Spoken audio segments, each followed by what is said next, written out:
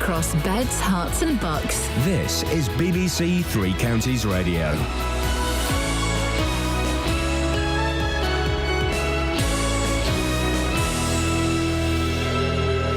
It's 6 o'clock. I'm Simon Oxley. The headlines: Hertfordshire taxi drivers fined for refusing to take blind passengers and their guide dogs.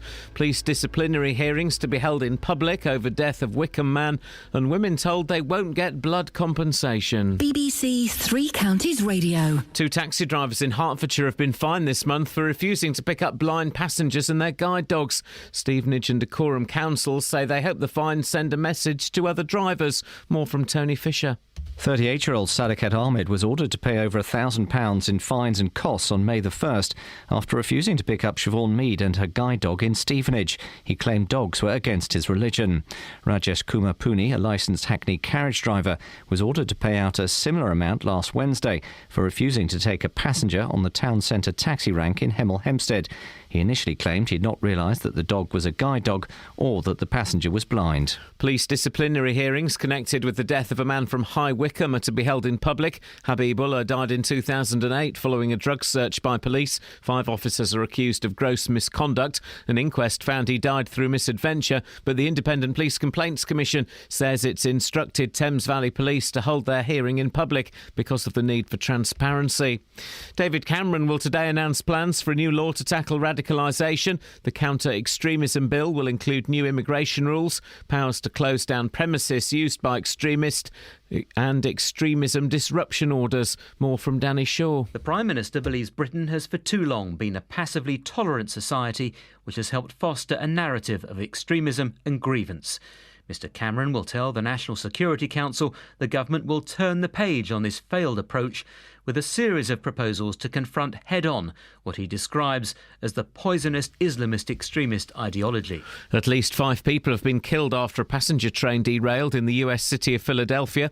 More than 50 people are in hospital after 10 carriages came off the tracks. Rescue crews are working to free other passengers still trapped. The train had been travelling from New York to Washington.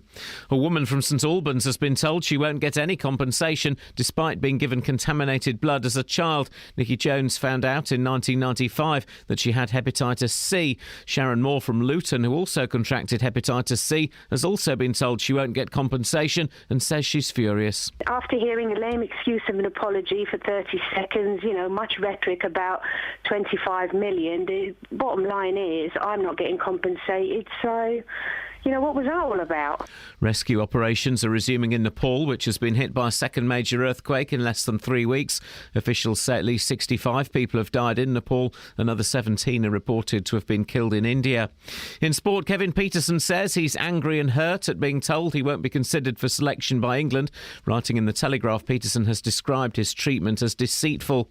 The weather: a cold start, then a fine and sunny day. Maximum temperature 17 degrees Celsius. And you can get the latest news and sport online at bbc.co.uk/3 counties. Daylight come and I wanna go home. Morning, guys. Thank you, Simon. I don't know why I was sounding angry there. I was sounding really angry with Simon. We've not had a row or anything. I don't know. Have we had a falling out? Blimey, is he angry with me? What happened? It was a joke. I didn't know it was your wife. Blimey. Morning, guys. Iain Lee, BBC Three Counties Radio. We're down the rabbit hole, and boy, it's exciting. Someone left some cheap flowers out the front of BBC Three Counties Radio. They were reduced to 75 pence. Well, I picked them up. Thought, I'm not going to let them go to waste. Then I thought, actually, I don't like flowers. So this morning, for the first hour, Justin Dealey is going out on the street to hand out a bunch of flowers to whomever he thinks is worthy of said flowers. Beyond that, I don't know. Across beds, hearts and bucks. This is BBC Where's the song? Three Counties Radio. Kelly's getting it. I told you my computer's kaput. How far off that's... By the way, welcome back. Thanks. I was talking to Kelly. Oh. Welcome back from yesterday. Thank you. Welcome back to you too. Thank you. And you are... Oh, the one finger lady. Right. How far off that hit single? I think you could have it in the next 30 seconds. Well, then in that case, We'll wait. I mean, I'm in no rush. You saw the flowers outside. Yeah, and I you decided... swerved them. Why? I thought they might be a trap. They're not a memorial, are they? One of those memorials. No one died. They were deposited upside down. It was stalks up. That's surely Stalks a up, bad sign. That's It's a sign of the devil, isn't it? That's something. It couldn't be one of those memorials. No one died outside Three Counties. Well, I know quite a few people have certainly died on air. Yeah. Yeah. Yeah. Was there a note? Nope. No note. And they didn't take the label off. But there was a 75p. sticky deposit. So, you could win those flowers if you're out on the street and you've got a VF. You can try to please me, but it won't be easy.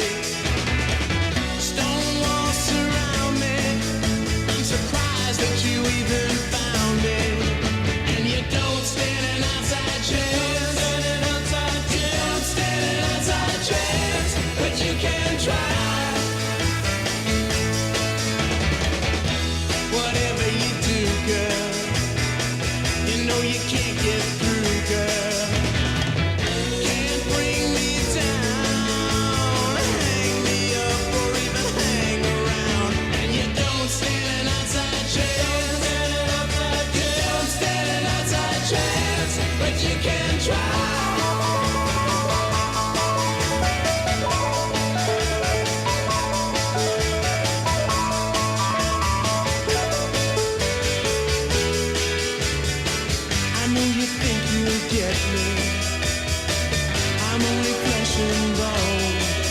But you may as well forget me, 'cause my heart is stone. You better leave me alone, yeah.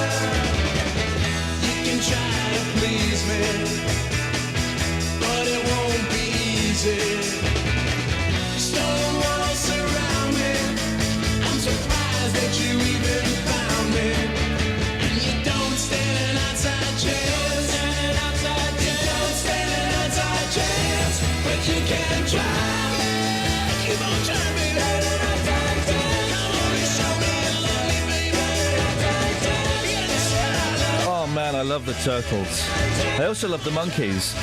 It's a shame that tickets for their concert don't go on sale till Friday. Please out now. I thought they were at 9. No, mate, they don't go on sale till Friday. Now, Dacorum Council has fined 2 taxi drivers for refusing to pick up passengers with guide dogs. One customer in Stevenage was told it was against the cabbie's religion to allow the animal on board, and the other driver claimed he didn't realise the passenger was blind and assumed the dog was just a pet. Come on, there are clues, aren't there? Let's start with the Stevenage case, Catherine. What happened there? Well, 38-year-old Muslim taxi driver Sadakat Ahmed refused to pick up Siobhan Mead and her guide dog one evening in October last year. Now, you're going to be speaking to Siobhan later on. OK. And she'll tell you how she was left outside the Lytton Theatre in Varden Road about 9 o'clock at night. And it wasn't until May the 1st this year that Ahmed was sentenced by magistrates in the town in order to pay over £1,000 in fines and costs. Now, the prosecution said that the reason he gave for refusing was that he was allergic to dogs. When he asked if he had a written exemption, he replied no. During the interview, he also said that the Muslim religion, in the Muslim religion, people don't like dogs, but he knows that the laws of this country and he knows it must abide by. Now, this was mentioned yesterday in the meeting, and people went, "What? I've heard this before about Muslims not..." All right, I'm going to be a little bit ham-fisted, guys. Bear with me. I've heard this before, though, about Muslims not being big fans of dogs. I've heard this before about Muslims having dogs and keeping them outside because they don't like them in the house, but I don't know how true that is. If you know better, give us a shout. If you're a Muslim dogophobe, then 08459 455 555. Looking forward to this bit, the Hemel case. OK, Rajesh Kumar Pooney, a licensed hackneyed carriage driver, was found guilty at St Albans Magistrates Court last Wednesday for refusing the passenger while waiting in the town centre taxi rank in Hemel Hempstead.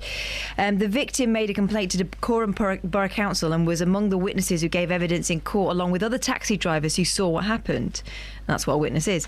Mr Pooney initially claimed that when he was interviewed by enforcement officers that he'd not realised the dog was a guide dog or that the passenger was blind. His name... What was this gentleman's name, sorry? Let me check. What was it? Stop it. Stop making me laugh. I don't know what his name... Rajesh Kumar Pooney, as you well know.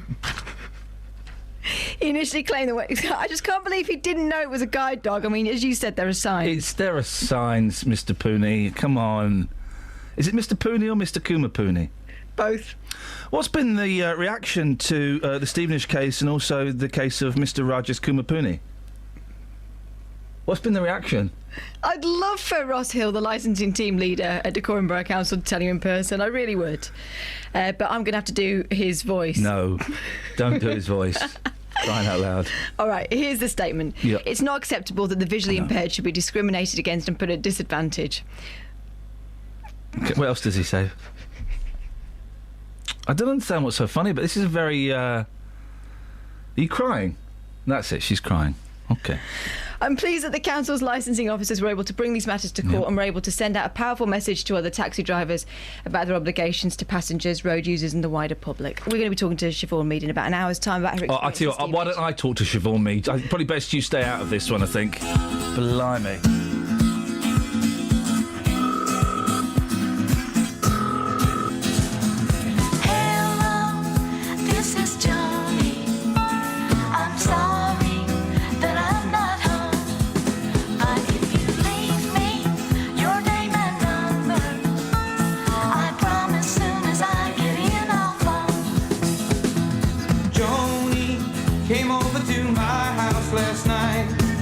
Drank a little too much red and we got into a fight.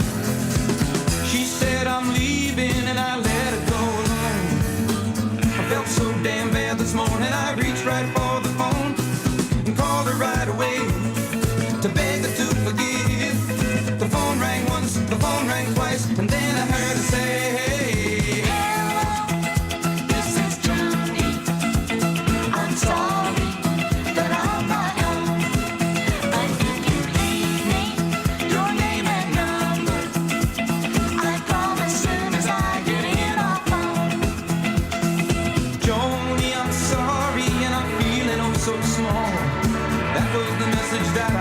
And I waited for a call. I waited with a sinking feeling in my heart, not knowing if she'd forgive me was tearing me apart. I couldn't go on this way, I had to call again. The phone rang once, the phone rang twice, and then I heard her say, hey, hello, this is Johnny. I'm sorry that I'm not home, but if you leave me your name and number, I promise soon as I get in our phone. It's people. Let's talk, it's people. My phone rang and my heart sang, my baby's called at last. Instead it was a friend who said that Joni's car had crashed. I never should have let her drive home angry from my place. I'd never hold her again and kiss that funny face. But still there was a way to hear her voice again. The phone rang once, the phone rang twice, then I heard her say, hello, this is Johnny. I'm sorry that I'm not home. I'm so sorry, Johnny. Leave me your name and number. I promise soon as I get in our phone. Hello, this is Johnny. I'm sorry that I'm not home. It's people. Let's talk, it's people. Your name and number. Andy's in Luton. Good morning, Andy. Good morning, Iain. The vibe is strong with this one, Andy. Dealey is going to the streets. He's got a bunch of flowers. Some lucky lady. Oh, man, it's 2015. We're the BBC. We got to tick some boxes.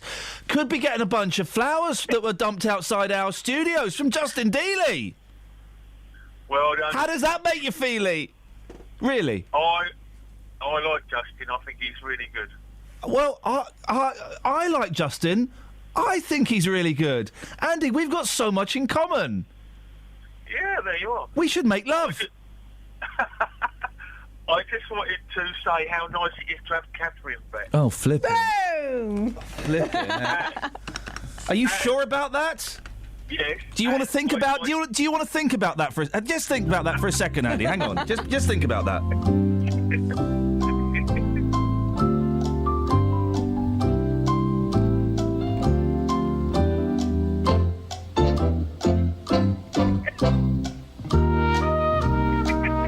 thinking, Andy. There's no rush, no rush. Keep thinking. Are you sure it's good to have Catherine back? Keep thinking.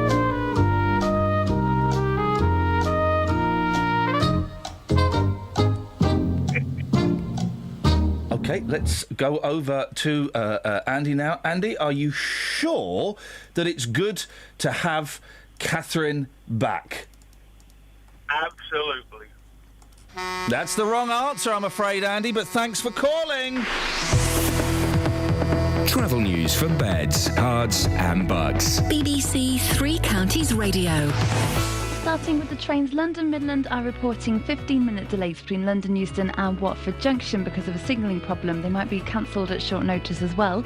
On the motorways, it's all looking quite empty at the moment, but in Bricketwood on the North Orbital Road, it's starting to build up at the M25 junction 21A roundabout.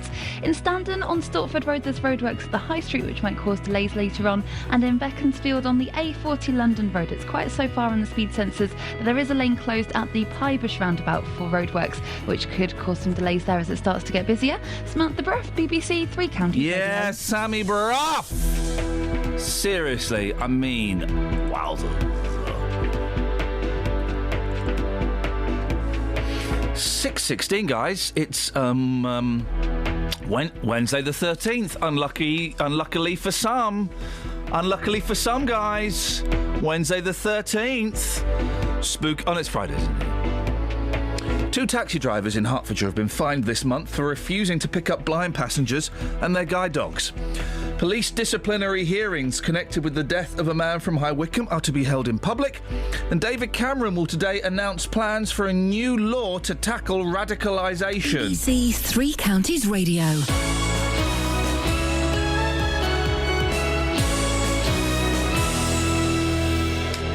Every weekday from 3. Local stories. People in Watford are being urged to celebrate their local heroes by creating a postcard in their honour. In other local news, rugby fans are being warned to watch out for fake World Cup tickets. Roberto Peroni. Now, a metal detectorist has discovered an archaeological find in a field near Royston in Hertfordshire. Taxi drivers in Luton are demanding to be allowed to drive in bus lanes at all times. There is to be a new station at the Leighton Buzzard Narrow Gauge Railway. Roberto Peroni. Weekdays from 3 on BBC Three Counties Radio. Morning, Kev. Hey, good morning, Ian. How you doing, fella? Hey, not bad. Hang on a second, Kev. Hang on a second. Let's just take a pause. Right?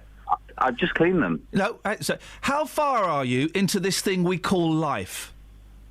Ooh, it depends on which way you look at it. Well, I'm coming up to 42 years in this thing called life, and I would say I'm older than you. if I took a step back and looked at it, on average, I'm doing all right. On average. In that case, I'm cruising, man. Hey, beautiful, Kev. That's the thing. Take a step back and look at it all on the timeline. Yeah, there's been some pretty rubbish moments. On average, I'm doing all right. I can't complain too much, Kev. I can't... Hang on a second. Hang on a second. Justin. Good morning, boss. Let's bring the show's official philosophiser into the conversation. He's like our Doc Cox, for those who remember That's Life, or Richard Stilgo. The annoying bit, but we have to have him. Justin. Yeah. How far are you into this thing we call life? A bit like you. I'm doing okay. Yeah. I'm, 34 years old, got a full-time job, enjoying life, so on the whole, doing okay. Yeah, it's not bad. It's not bad, is it, Kev? It's not. Hold on, why did you bring Doc Cox into the conversation? He just popped into my head. You've not called in to talk about Doc Cox, have you? No. Ivor Biggin? Well, yeah, I was going to say Ivor Biggin and the Red-Nosed Burglars, but anyway, we won't talk about that. No. No, I was just ringing in to following the phone in. I mean, it's absolutely fabulous to have Catherine back. Hang on a minute. What phone in? I thought it was... Oh, thank you, madam. What's that? Hang on. Mint candy. Oh, thank you very much. Thank you. Good to meet you. After this is good. Lovely, thank you. Have a good day. There you go. A lady on the street handing me sweets. Don't eat that. What did she just give you? It sounded like mint candy. Yes, it's mint candy. That's the Italian perspective when it comes to sweets. She sounded Polish to me, mate. No, she was Italian. How do you know? Because we spoke about a week ago and she said, I like your jacket. Okay, well, this is...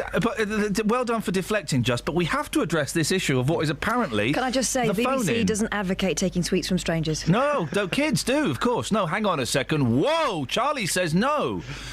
Kev, what on earth are you talking about? Well, it's great to have someone back on the show that speaks proper English. For crying out loud. What, like what I do? This is not the phone-in, mate. We haven't even come up with a phone-in yet. The phone-in is, how nice is it to have me back? Call me now, 08459 455 555. No, the phone-in. We were going to do a serious phone-in about special needs today. We could do that after. Oh, Yeah. We're down the hole. This is a special need. Oh, for crying out loud. We need Catherine here. We don't need lockers. No, we don't. Well, that I'd agree with, mate. I don't think we need anybody in what I like to call the dead man's role.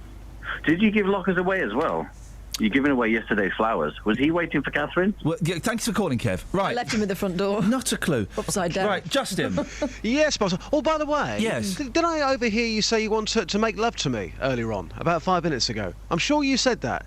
I was walking out of the door and I heard you say something along those lines. No, mate, didn't say that. I think you did. Mate, I didn't Listen say. back on the tape. I'm not Just going to. calm yourself down, okay? Calm yourself down. I did not say that, Just. I think That you was did. not part of the deal. Right, listen, we're going to talk about something serious in a minute. Can't remember what it is, actually, but it's probably quite serious. It is serious, yes. Okay, great. Oh, yeah, it is serious, the blood thing. We'll talk about that. And then I want to discuss flowers with you. Okay. Okay? Yeah. Good lad.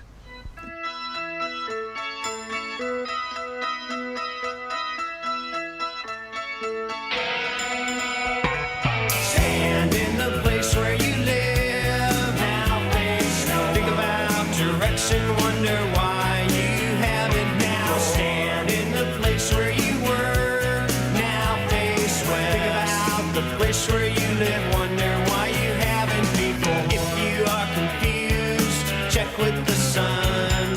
Carry a compass to help you along. Your feet are going to be on the ground. Your head is there to move you around. So stand in the place where you live. Now face no. Think about direction. Wonder why you haven't now. Stand in the place where you were. Now face west. Think about the place where you live. Wonder why you haven't before. Your feet are going to be on the ground. Your head is there to move you around. If wishes were trees, the trees would be falling. Listen to reason, the season is calling. Stand in the place where you live. Now face no. Think about direction. Wonder why you haven't now. Stand in the place where you were. Now face west. Think about the place where you live. Wonder why you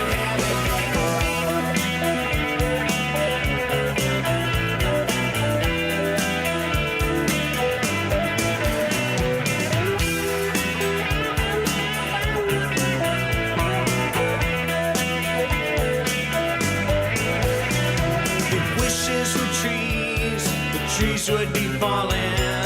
Listen to reason, reason is calling. Your feet are going to be on the ground. Your head is there to move you around. So stand. Now face no. Think about direction. Wonder why you haven't now. Stand. Now face no. Think about the place where you live. Wonder why you haven't. Stand in the place where you live. Now face no. Think about direction. Wonder why you haven't been. Stand in the place where you were. Now face no. Think about the place where you live. Wonder why you haven't been. Stand in the place where you are. Rabbits, chickens and ducks. Stand in the place where you are. Your feet are going to be on the ground. Stand in the place where you are. Around, so stand. I am going to retire because I'm not going to sit here all night reading emails. Call 08459 455 The Big Man. 555. BBC Three Counties Radio. I love that song so much. I love that song so much. I love the clip even more. I love the big man. Now, this is a story that we did on the show 2 months ago. Was it, Catherine? Something like that. A Hertfordshire haemophiliac has been told that she won't get any compensation for being given contaminated blood when she was a child. Nikki Jones from St Albans believes a clot spotting agent called Factor 8 gave her hepatitis C.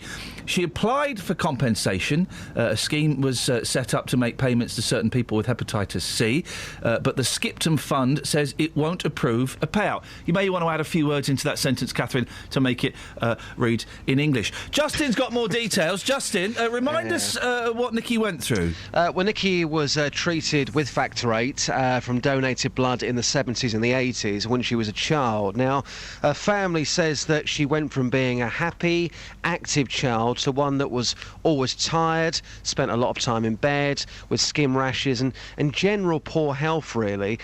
This went on for years. The medical professional put it down to her age and psychological problems. She told the story so beautifully when she came in. It's incredible. She didn't find out for quite a long time that she'd been infected with hepatitis C, did she? Yeah, I mean, listening to the story, it was just absolutely unbelievable. It wasn't until 1995 that she discovered that she'd been tested for hepatitis C in 1991 and was positive, but she wasn't even told that she was being tested. Yes, what you just heard is absolutely true. Incredible, isn't it? Hepatitis C is a virus that can infect and damage the liver.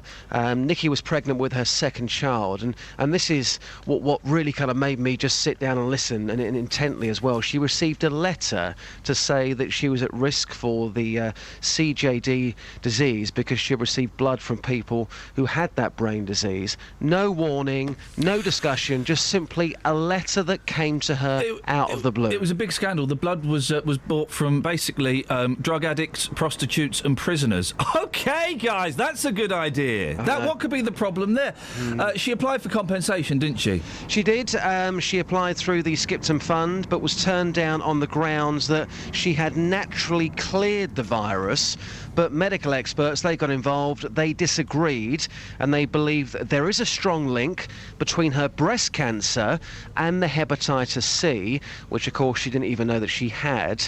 A recent report by a group of MPs, they highlighted how most people with hepatitis C receive no ongoing payments, and they feel as if they're having to beg for discretionary payments. I mean, another report that came out by Lord Penrose, published last month into cases in Scotland, came out. So Nikki again, that's when she spoke to us then. She applied to the Skipton Fund, but was again turned down. Their reason they turned down compensation was because Nikki does not have a positive PCR test, meaning they are assuming that any hepatitis C cleared within 6 months. I don't know who to thank because the line has been deleted. Who am I supposed to thank here? Justin. Justin, thanks very much indeed for that. It's an incredible story. We'll speak In fact, don't thank him. It's his job. Well, no, come on. Gets on my nerves. It is funny. No, that's interesting, isn't it? Because on the news and stuff, it's always...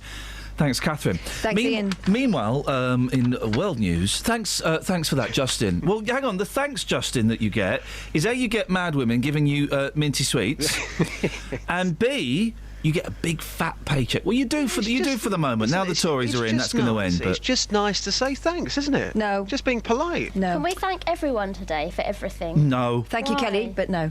Because it'll take forever, and also I hate thanks. Justin. By the way, good morning, and thanks for giving me the opportunity. I'm going to turn your microphone off. Okay, thank you. Justin, you've got some flowers that were possibly left by a pervert. Yeah. Or by someone who is. I could have taken those flowers. They could be a tribute to someone who died outside 3CR. Yeah, I don't think that is the case. But we have flowers. They could be a tribute to your show, which has certainly died a few times. What? Sorry, just my little joke. They were quite expensive flowers. They were reduced to 75 pence. Sorry? Yeah, I'm just laughing. When I saw the flowers this morning, I thought, £5, and suddenly on the other side, reduced 0.75p. Listen, mate. We're not 0.75p. That doesn't... Yeah, but you know what I'm saying. 75p. Yeah, there's a big difference between 3/4 of a pence. But why not just put 75p? Not 0.75. Why just a little thing. Don't you... Well, you could either shove them where the sun don't shine. All right, son. You could use the Dealey vase. Yes. As I like to call it. The Dealey portal. Or you could take them and give them in the next 30 minutes to one unsuspecting person who maybe you think deserves it, maybe you think they need it, maybe... whatever reason, Justin, it's down to you. But can you record the Ev? Yeah, no problem at all. Leave that to me. Speak to you before 7, mate. Thank you very much. Ta-ta. Travel news for beds, cards and bugs. BBC Three Counties Radio. On the North Orbital Road in Bricketwood, it's busy at the M25 junction 21A roundabout, but no delays reported for the M25 so far. On the North Circular Road, if you're heading into London, there are delays between the East End Road tunnel westbound towards Henley's Corner. In Milton Keynes, it's still looking really quiet on the speed sensors on Standing Way, but there's roadworks at the Kingston roundabout, so expect delays there later on. And on the trains, London Midland are reporting 15-minute delays between London Euston and Watford Junction. That's because of a signalling problem. Samantha Bruff, BBC Three Counties Radio. Across beds, cards and bugs. This is BBC Three Counties Radio.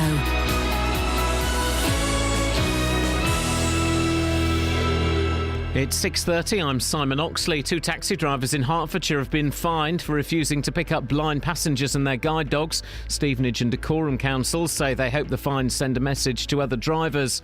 Police disciplinary hearings connected with the death of a man from High Wycombe are to be held in public. Habibullah died in 2008 following a drug search by police. 5 officers are accused of gross misconduct.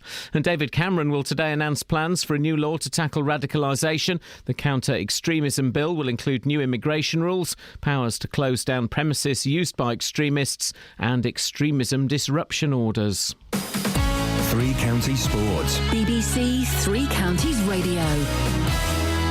Kevin Peterson says he's angry and hurt at being told he will not be considered for selection by England. The batsman was given hope of a recall by incoming ECB chairman Colin Graves, but has been told by new director of cricket Andrew Strauss he's not required. Writing in The Telegraph, Peterson has described his treatment as deceitful. The former England captain Michael Vaughan says he has some sympathy. He got offered this lifeline, and all he's done is taken the lifeline. And now he's taken the lifeline and scored all these runs and he's played in the manner he's had. He's proven to me that he's still got that ability to be the best. Barcelona are through to the Champions League final despite losing 3-2 to Bayern Munich last night. The Spanish side won 5-3 on aggregate. Tonight Real Madrid host Juventus, trailing 2-1 from the first leg. Stevenage and Wycombe continue their preparations for tomorrow's League 2 playoff second legs. Stevenage manager Graham Westley says they're monitoring defender Bira Dembele after his clash of heads against Southend on Sunday, but others have come through unscathed for the trip to Essex. It was a bruising encounter. I think they made 20 fouls in the game, and when you're in a game where there's that many fouls committed against you, it's obviously you're likely to take a knock or two. But in fairness, the boys have come through pretty clean. Most players have trained this morning, and we should be in pretty good shape. Wycombe, meanwhile, have sold over 6,500 tickets for their second leg against Plymouth tomorrow night. The match has been made all ticket on police advice. The Chairboys lead 3-2 after the first leg in Devon. In non-league football, Barton Rovers beat Biggleswade 4-0 to win the Bed Senior Cup at Luton Town's Kenilworth Road ground last night. And in tennis, Andy Murray will face Jeremy Chardy of France in his first match at the Rome Masters later, having decided to play rather than rest ahead of the French Open. BBC Three Counties News and Sport, the next full bulletin at 7.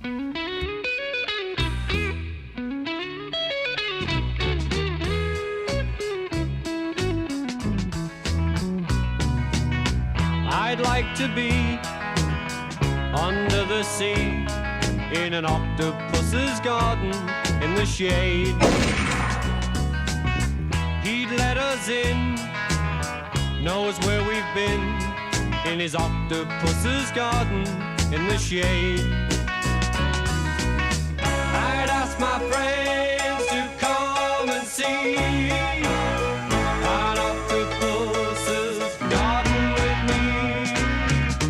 I'd like to be under the sea in an octopus's garden in the shade. We would be warm below the storm in our little hideaway beneath the waves, resting our head on the seabed in an octopus's garden near a cave. We would sing and dance around because we know we can't be found. I'd like to be under the sea in an octopus's garden in the shade.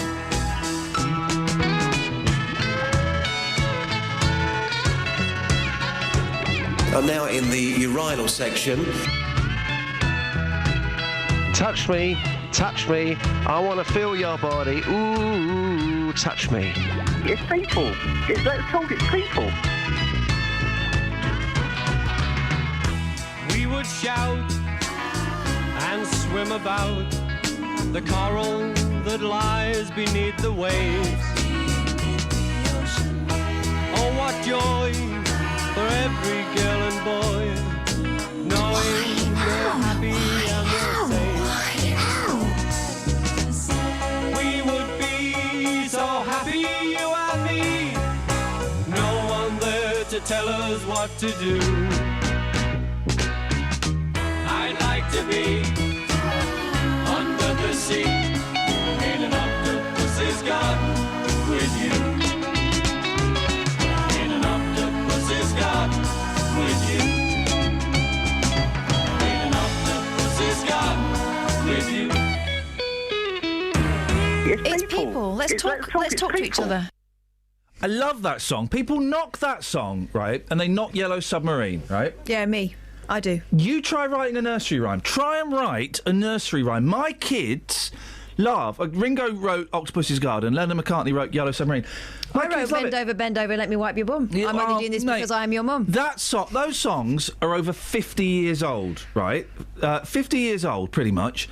And they have stood the test of time. When all other still as rubbish as they were. No, they're not. They're not. When all other Beatles songs have gone, right, and we will forget I Want to Hold Your Hand and Please Please Me, Octopus's Garden, Yellow Submarine, they'll be the two Beatles songs that remain.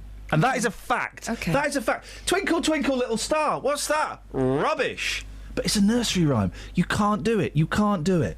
That, Octopus's Garden, is genius. Okay. It's utter genius. Right. And the proof of that is because you're opening your eyes really wide and pointing at me. The proof's in the pudding, mate, and I'm eating that pudding. It's delicious. I'm eating Ringo Starr pudding. It's going to give you a bellyache. Yeah, well, you're right, Kels. Thank you. Oh, wow! That was a lovely little surprise. Oh, I spat them. Is there anything worse than talking to someone and you accidentally spit on them and they don't realise and you do? No, I've not finished. And that person you're talking to is a judge about to sentence you for murder. Oh, okay, yeah, fair enough. You see, that makes it bad.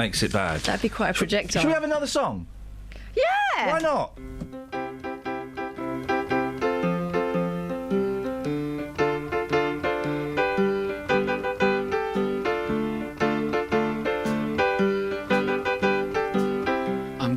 Give you till the morning comes, till the morning comes, till the morning comes.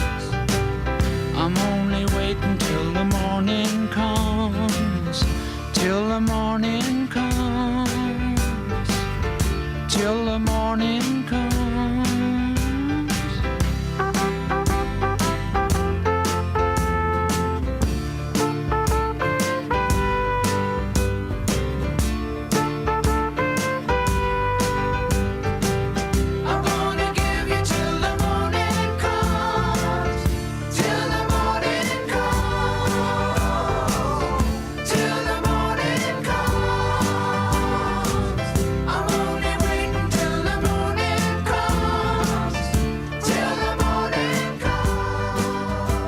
They actually drove across the green when the kids were coming back from school and nearly knocked women over with toddlers, and it got that bad. My husband went after them on his own motorbike and pulled them off.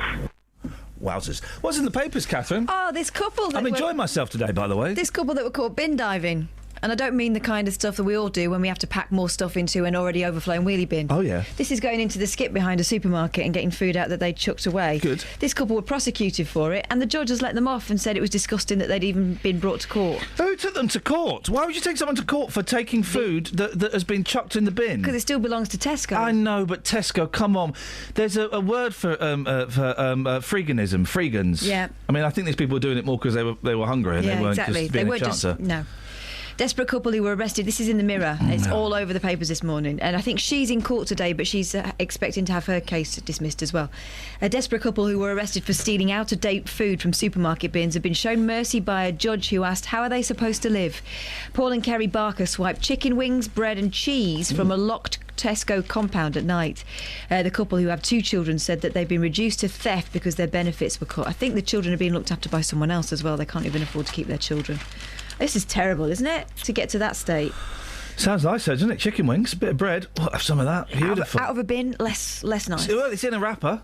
Yeah. You're not licking bin juice. It is scandalous that this stuff gets chucked out. I tell you what's scandalous as well. You've seen this. This head is accused of a hate crime after saying autistic people had special needs. Yeah. What's outrageous is she's been cleared after a 6-month police probe. What's your beef? I think it's right. A head teacher endured a 6-month disability hate crime investigation by police and council bureaucrats because she said an autistic pupil had special needs. Right. You think that's disgusting? Yeah, I do. Janet Felkin, 60, was stunned to discover she'd been reported to police after using the innocuous phrase during a governor's meeting. You say innocuous, that's bias. That's not impartiality, is it? That comes with a weighted statement. Mm. The school leader, who was described as outstanding by colleagues, was discussing a child with autism when she referred to the pupil's special needs. We don't say special needs. What do we say, then? Because I would fall into that trap too. We all know the connotations of the phrase. We know what special needs means. Isn't that what they call it, though? Special educational needs? Ah! Thank you. Oh, right, so we have to use the whole thing. Complete special educational needs. Completely different from special needs. Completely. I know what. You know the little brown kid in the classroom? Why don't I call him a P? Or an N? It's not the same thing. Because that's what they used to do in the 70s. I think it's that's what they used to do in the 70s. No, I don't think it's the same at all. And you know what they used to call people with special educational needs in the 70s, and it doesn't compare. They used to call them... This is the catch-all term, like you'd no, call... it's not. You'd say minority ethnic. It's a lazy, old-fashioned term that conjures up images of kids in wheelchairs with their wrists bent. So educate me. What's the new term then that we should use? Because I don't know it. I don't know. The language is evolving. Special educational needs is a start. No, that's a move in the right direction. Fair play. The dad got upset and he launched an investigation. Beautiful. Well done. I suspect there's more to this if the dad got upset about it. Yeah, because that doesn't seem like an awful thing to say about somebody. That's because you're quite old-fashioned and old, and so you don't. And younger than you. Well, it's like my mum don't see a problem with calling the corner shop the pea shop. No, but it's not the same thing. My mum calls it the pea shop. She does, and I've given up correcting her now. She goes, "Could you pop down the pea shop?" She doesn't do it. Actually, she hasn't done it for a while, but for a long time she could pop down the pea shop, get us a paper.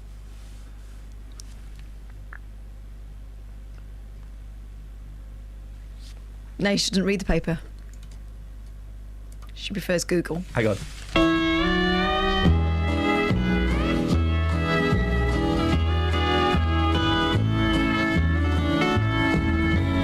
All the DJs keep complaining, the tunes run much too long. So I've gone and wrote myself a 26-second song. So I think that special needs. Of course, she shouldn't say special needs. She's a teacher. She should think before she drinks, before she drives. So tell me what you say instead, then. Clunk click every trip. No, tell me what you say instead of special. Well, special educational needs is a good start. Oh, it's a good start. I can't believe that you, of all people, are telling us to be more careful with our phraseology. Well, it's like going up to someone in a wheelchair going, "Oh, look at the poor cripple." Oh, it's not the same at all. It's exactly the same. It used to be all right to call people like that cripples. Now we don't call them cripples. I was shocked when I took my mum to New York, 8 years ago, and they referred to her as a handicapped. Yeah, I know, I remember. It's, what do you mean you remember? You weren't there. Going to America. You weren't there. Can you remember saying you weren't there? You see? You just remember saying you weren't even there. No, I remember. Well, that's your story. I remember that that's the way they refer to people in wheelchairs in America. They have handicapped spaces. What do you know? Sally Burko. What do you know? She's gotta go. Go from what? Can I put my prediction? Can I put my prediction on the table? What do you mean by your prediction? Well, your actual prediction, okay. My guess of... No, use your finger like everyone else. By the end of, let's say, the end of May... I'm a celebrity. she'll have attempted suicide. What? She will have attempted suicide. Stop it. She is, I was going to say nutcase, look, after the conversation we've just had. She is unwell. She's got she's got issues with alcohol and obviously got issues with mental health and stability. And she's on the front page of the paper being, all right, she did something stupid, OK? But this is a way of getting at her husband. This isn't about her. No, but it doesn't matter. It doesn't matter whether it's getting at her husband or not. No, I don't think it's right. It's she is being humiliated, and she's obviously got mental health issues. She's obviously not well. Picked the front page yesterday was her in tears, like snotty tears. The end of the month, she will have... you know what I mean by snotty tears, don't you, Kels? Real ones. Yeah. By the end of the month, she will have attempted suicide. She won't kill herself. She'll have attempted it. Well, I hope to God you're wrong, but I can see why you could get to that point with all this. I mean, it's a huge fuss about somebody who holds no position of power whatsoever. She's made a mistake that loads of people make every single day. And yet, it they looks just like won't Eric Morecambe. stop. It looks like Eric Morecambe after the heart attack. It's a terrible... I know, but it's nothing to do with anybody else. 08459 455 555. I give that number out because we're going to go to the travel, but also the phone-in's not really taken off, has it? What phone-in? The welcome back Kath phone-in that you were trying to instigate. Travel news for beds, cards and bugs. BBC Three Counties Radio. On the M25, it's slow anti-clockwise from junction 21 for the M1 to 19 for Watford. And in Borehamwood on the A1, it's starting to queue southbound from the Holiday Inn towards Barnet Lane at the Stirling Corner. In Hemel Hempstead on Leighton Buzzard Road, there's roadworks going on at Gadebridge Lane, so that could get busy later on. And London Midland had 15-minute delays earlier between Watford Junction and London Euston, but we've just been told that the signalling problem's been fixed, so they should be running to time again now. Samantha Bruff, BBC Three Counties Radio. Thank you, Sammy. Dealey's out on the streets of Luton. He's got a bunch of flowers. He's going to hand them to someone. Who's it going to be? We'll find out in a little bit. Right now, it's 6:46. It's Wednesday, the 13th of May. I'm Iain Lee. These are your headlines on BBC Three Counties Radio. 2 taxi drivers in Hertfordshire have been fined this month for refusing to pick up blind passengers and their guide dogs. Police disciplinary hearings connected with the death of a man from High Wycombe are to be held in public. And David Cameron today will announce plans for a new law to tackle radicalisation. Let's get the weather. Here's Kate. Beds, Herts and Bucks weather. BBC Three Counties Radio. Good morning. It's a beautiful start, if a little chilly. Temperatures down in low single figures last night, but the clear skies means a bright and sunny start to the day. Temperatures will gradually start to rise. We're looking at around 18, maybe 19 Celsius in the sunshine later. Perhaps a bit of cloud bubbling up, but that will melt away this evening. Overnight, it's chilly at first as we're under clear skies, but gradually through the early hours, the cloud will increase from the southwest and the rain should arrive by dawn tomorrow morning. Minimum temperature down to 5 or 6. So first thing tomorrow morning, it's rather grey, then the rain arrives. Some heavy persistent rain pushing through north and east, and it looks like it's going to stay with us for much of tomorrow. There's quite a brisk easterly breeze as well, so if you're under the rain, it's going to feel cold and rather miserable. That's your forecast. Sometimes in life, things don't always go to plan. It worked perfectly for 2.5, 3 years till 2 days ago. He should refund me £1,900. Which is where we come in. We managed to get them to agree to come back in to the property on an agreed date. The JVS show takes on your consumer problems. I've basically lost the whole lot in administration charges. And helps to get to the right solution. I've received a cheque back for £578. Jonathan, I can't thank you enough. I don't know how you do what you do, you and your team. The JVS show, weekdays from 9, here on BBC Three Counties Radio. No, that's not what I meant to do. I meant to do this. Oh, no, hang on a minute. Smooth. I meant to do this. Smooth.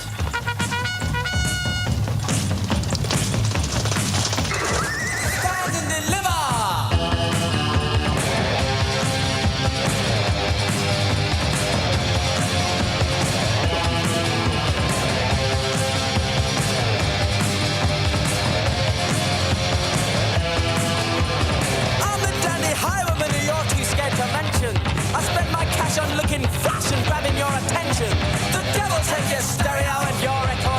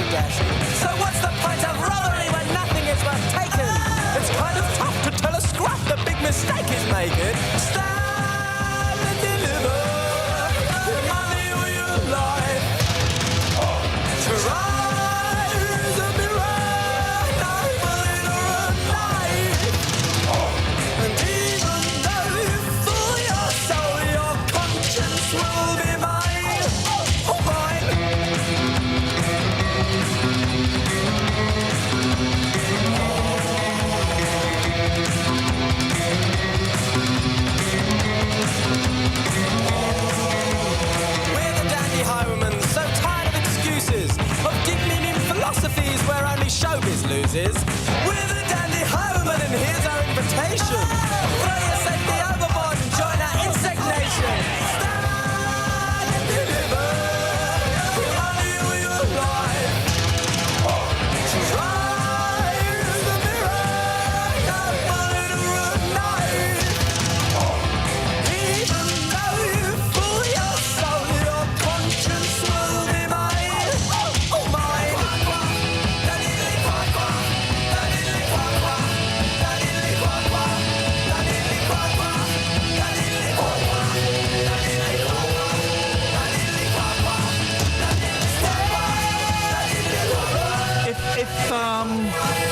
If I'm honest, Justin. Go on. Good music today. Yeah, great track there. Very good music today. So? Money on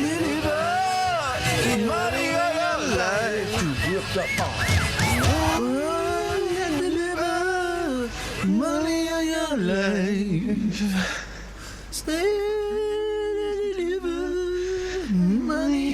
life. Is that your chair? Money on your life. Money on your life. Good singing, mate. I enjoyed that. Yeah, good. Flowers. Yes. Mysterious flowers. Left outside the premises of 3CR. You didn't leave them, did you, Kels? No. Okay. Let me just tell you how they were presented when I swerved them this morning. Please do, mate. Upside down with the stalks in the air. How could any woman walk past a bunch of flowers like that? You're a mother. Yeah? Those are living things, barely. No. Well, Justin, I picked them up because I like life. Yeah. And I thought, what are we going to do with these flowers? And I had a brilliant idea. Bin 'em. No. Blue chrysanthemums.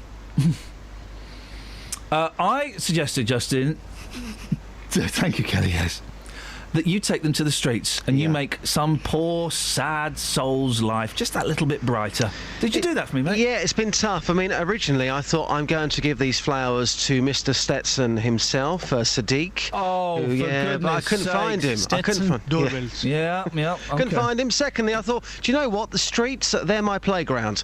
So I'm going to give the flowers to somebody who cleans the streets. And the streets are like a playground because they're covered in urine and graffiti. So you did give them to the bin man? Bin man wasn't interested, but then good sign. I had to use my special powers to create a story and find somebody who really needed and really wanted these beautiful flowers. I found that lady. Take a listen. Madam, good morning. How are you? I'm fine, thank you. Look at my lush flowers. They're Do you like beautiful, those? absolutely beautiful. They're patriotic, red, white and blue. Oh, they are as well. An added bonus. Yep. We're going to give these flowers to you because I think you need a little pick-me-up. I've got special powers. Something has happened to you recently. What's happened to you? I've been poorly with shingles, and I've just come back to work, so... So when you go into work today with those flowers, what would it mean to you as a person, as a human being? It would brighten my day. I could imagine I'm in my garden instead of being at work. OK, good luck. Are you now fully recovered from the shingles? I am, thank you, yes. Great to know. There are the flowers, madam. I think you're a lady in need. Needs a little pick-me-up on a Wednesday morning. Beautiful. Enjoy them, and many thanks. Thank you very much. Justin, did you take the 75p label off? Of course I did. I'm not Good lad. stupid. 1 second. What's your favourite flower, Kath? Blue chrysanthemums. Thank you very much indeed. What you did there, Justin, and the reason that I got asked you to do that is because what you did there in that 46-second package is what I do every day for 3 hours between 6 and 9. I brighten the lives of women who've had shingles. Yes, you do. That's exactly what I do. Slip them cheap blue flowers. That's pretty much... Oh, guys! Oh, guys! Oh, no. We got time for 2 rounds of my favourite game. Go on. We go to page 6 of The Sun. Justin, we start with you. OK. Fuss puppies. Fuss puppies. Oh, fuss puppies. Fuss puppies. This is brilliant. Is this... obviously, it's got something to do with puppies. We know that much. So dogs, fuss... would it be somebody who's called Fuss who's got 10 puppies? What? Even by Kelly's standards, that's rubbish. Great story, though. What happened? Someone called Fuss who's got 10 puppies. It would be great, though. Justin, you're right. You're actually right. No. No, you're not. Of course not. It's a stupid answer. Kelly Betts. Oh, The gentleman called Fuss with 10 puppies is gone. How are you spelling it all? Fuss puppies. Just like F-U-S-S and then puppies? Yeah, F-U-S-S. Oh. Hang on, Kelly's asking about spelling. Well, no, I didn't That's know right, if it I was just a said F-U play to the on SS. any of the words or, No. She's looking for the tricks. Anyway, I've got to get this. Oh, bottled out of it.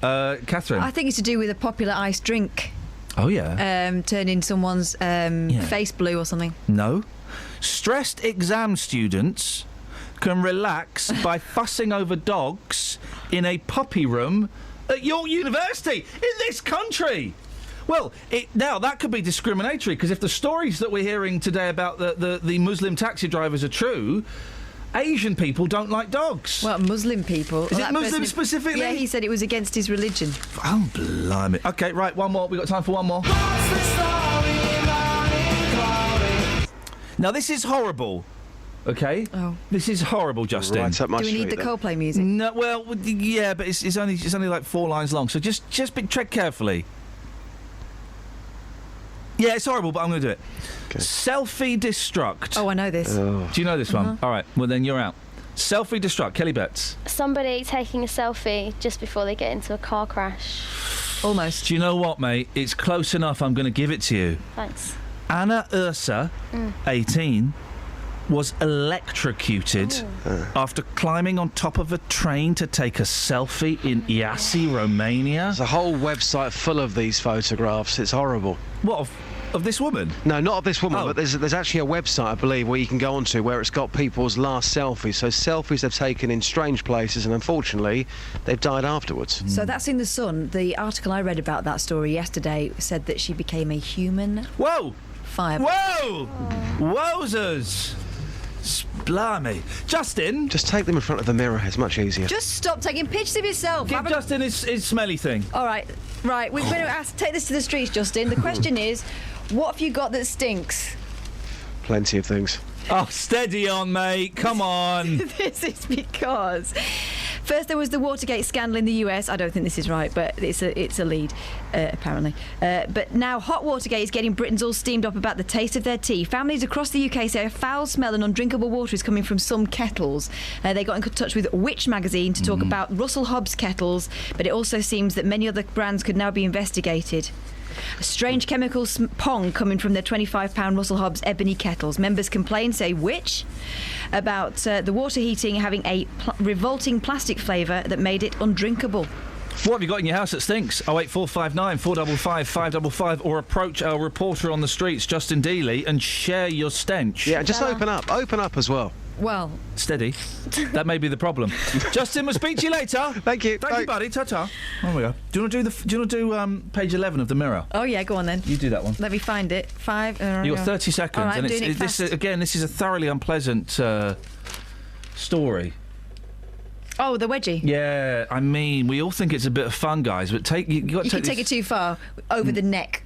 Well, they do that in America, though. They pull it over their head. Well, this guy, a former US Marine, has pleaded guilty to killing his stepfather, by giving him a wedgie after an argument. Aye. Don't laugh, because this is what happened. Brett Davis, 34, suffocated Denver St. Clair, excellent name, 58, after pulling the elastic waistband of his pants over his head and around his neck. Sheriff Mike Booth said, "I'd never seen this before." Guys, just be careful with the wedgie and the noogie. Oh, my goodness. Travel news for beds, cards and bugs. BBC Three Counties Radio. On the M1 southbound, there's a lane closed because of an accident between junctions 7 for Hemel Hempstead and 6A for the M25. We've also just had a call from Shouty Chris saying at junction 8 southbound, they're showing signs for 40 miles an hour on the gantry signs, so that is slow all the way back from junction 8. On the M25 anti-clockwise, there are delays between junction 21 for the M1 and 19 for Watford. And on the North Orbital Road, it's looking really busy at the M25 junction 21A roundabout. In Beaconsfield, it's still quiet on London Road, but there's a lane closed at the Highbush roundabout for roadworks. That could get busy. Samantha Bruff, BBC Three Counties Radio. Sammy, thank you very much. We're climbing out of the rabbit hole. We leave the welcome back to Kate. What's her name? Catherine? Kate? Why did I call her Kate? Blimey. But we carry over to the next hour. What have you got that stinks? And special needs. We don't say special needs anymore, do we? I think this head teacher was right to be investigated. Out out of the rabbit hole and shh. Local and vocal across beds, hearts and bucks. This is BBC Three Counties Radio.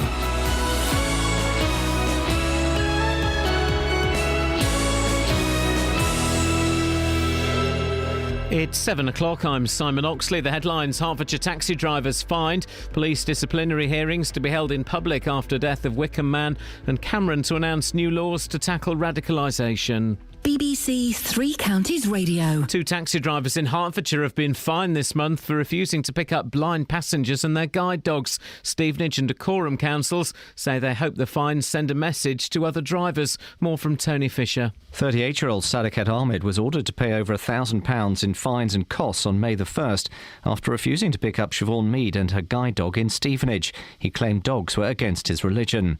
Rajesh Kumar Puni, a licensed Hackney carriage driver, was ordered to pay out a similar amount last Wednesday for refusing to take a passenger on the town centre taxi rank in Hemel Hempstead. He initially claimed he'd not realised that the dog was a guide dog or that the passenger was blind. Police disciplinary hearings connected with the death of a man from High Wycombe are to be held in public. Habibullah died in 2008 following a drug search by police. 5 officers are accused of gross misconduct. An inquest found he died through misadventure, but the Independent Police Complaints Commission says it's instructed Thames Valley Police to hold their hearing in public because of the need for transparency. David Cameron will today announce plans for a new law to tackle radicalisation. The counter-extremism bill will include new immigration rules, powers to close down premises used by extremists, and extremism disruption orders. More from Danny Shaw. The Prime Minister believes Britain has for too long been a passively tolerant society which has helped foster a narrative of extremism and grievance. Mr Cameron will tell the National Security Council the government will turn the page on this failed approach with a series of proposals to confront head-on what he describes as the poisonous Islamist extremist ideology. At least 5 people have been killed after a passenger train derailed in the US city of Philadelphia. More than 50 people are in hospital after 10 carriages came off the tracks. Rescue crews are working to free other passengers still trapped. The train had been travelling from New York to Washington. A woman from St Albans has been told she won't get any compensation despite being given contaminated blood as a child. Nikki Jones found out in 1995 that she had hepatitis C. Sharon Moore from Luton, who also contracted hepatitis C, has also been told she won't get compensation and says she's furious. After hearing a lame excuse of an apology for 30 seconds, much rhetoric about 25 million, the bottom line is I'm not getting compensated, so... what was that all about? Rescue operations are resuming in Nepal, which has been hit by a second major earthquake in less than 3 weeks. Officials say at least 65 people have died in Nepal. Another 17 are reported to have been killed in India. In sport, Kevin Peterson says he's angry and hurt at being told he will not be considered for selection by England. Writing in The Telegraph, Peterson has described his treatment as deceitful. The weather: a cold start, then a fine and dry day with sunshine, a maximum temperature 17 degrees Celsius. And you can get the latest news and sport online at bbc.co.uk/3 counties. Thank you, Simon. Morning, Iain Lee, BBC Three Counties Radio. Busy. A lot of questions have kind of popped up in the first hour, some of which we can't carry over. You should have been listening. Some we can do. Head teacher's been investigated for 6 months, not charged, because she called a kid with autism special needs. I just think it's a really old-fashioned, outdated thing that we don't say anything. We all have an image in our head when you're so special needs. Look, you're special. We use it as a derogatory term. 08459 455 555. Are Muslims scared of dogs? I know! Doesn't it sound like a ridiculous question? But 2 taxi drivers refused to let blind people with guide dogs in the back of their car. One of them said it was a Muslim thing. What? And what have you got that stinks? 08459 455 555. Across beds, hearts and bucks. I know. This is BBC Three Counties. We don't normally kind of do the Muslim thing on this show. But it's just such an intriguing line. What was the Muslim people they don't like dogs? That's what he said. That was his defence in court. The defence that was shot down spectacularly. Yeah, wouldn't it just? We got any texts that we can read? Bit embarrassing. We can't read the ones. You can't read the ones from the first hour about you because let's just say Helen Milton Keynes, Mark and Dunstable, I missed you too. Oh, yeah. Oh, two. Wow, gosh. Yeah, and the rest of them are just a bit, Okay. Anything that we can actually read before I go to Ian? No. Okay. Ian. Hello, Ian. How you doing? I'm fine, thank you. I always get uncomfortable. I wonder if other people get I get uncomfortable talking to someone with the name Ian. Oh, that's all right. You spell yours differently to mine now. Oh, okay. You don't spell yours properly. Okay. All right, Ian. What you got for us? Special needs. Yep. I think it's quite nice. I think it's a nice phrase. Why is it nice? What's nice about it? I think it's saying that this person is special and he has special, or he or she has special needs. No, it's not. But it's not saying the person is special. It's saying you can't separate the two words. It's saying this person has needs which are special. Now, I think it's saying that they're also special. I'm going to a place later on. Yeah. With people with special needs. Yeah. And I think these people are special. And every time I go there, I smile. They're absolutely lovely people. And people with special needs, you rarely find a wrong one. They're always. Oh, I bet you do. Of course, you find a wrong one with special needs. Anyway, I'm saying it now. The thing is, yeah, it's very nice what you're doing, Ian. But we don't. It's not. The special needs means they have needs which are special. They don't mean they're special. They're special people. Everyone's a winner. It doesn't mean that. And in and of itself, it's an all right phrase, but it's dated. We all have an image of what special needs means. It's like calling someone a spastic. Now, spastic is well, spastic it's a medical term. If your body is spastic, it means it's contorted and you have difficulty controlling it. But we don't use that word spastic anymore. People started using that word in a derogatory way, didn't they? But people use special needs as derogatory. I don't think so. I think special needs. No, they do. Well, they shouldn't. Well, no, but they shouldn't use spastic as derogatory. But they did. They do. They use special needs. Oh, look at him. He's so special needs. Come on, Ian. People say that. You know they do. I don't think they use it as much as they used to use spastic as a derogatory thing. But I think special needs is the polite way and the nice way to speak about people who do have special needs, who do need looking after, who do have requirements that for other people to help them. I think it's just nice. And I know that Mr. Steve Allen, was saying that this morning. Yeah, I know, Ian, exactly. You nicked Steve Allen's line. And as he said it, I thought, I've got an argument against that, mate. Thank you, Ian. 08459 455 555. What's the alternative, though? Well, special educational needs is a good start. You reckon putting educational makes a difference? Yeah, I think it does, because it takes it... Cause Ian there saying, they're such special people. It's not what it means. It's not what it means. But special needs isn't just... Everyone's a winner. Everyone's a winner, guys. Well done. Oh, don't, because I got that done to me on Friday. What happened on Friday? Oh, my daughter worked very hard on a school project. Oh, yeah. And it was supposed to be a competition. And in the end, the teacher decided that everyone's was so good that there wasn't going to be a prize. No, my daughter's was the best. I'd made sure it was the best. It's like going to the Paralympics and going, well, we may have given out gold, silver and bronze, but really, today... everybody's a winner, guys. Everybody's a winner. It don't work like that, I'm afraid. 08459 455 555. You can text as well, 81333. Start your text 3CR. Now, two taxi drivers, that's the chair, two taxi drivers in Hertfordshire have been fined this month for refusing to pick up blind passengers and their guide dogs. One driver in Stevenage claimed dogs were against his religion. I mean...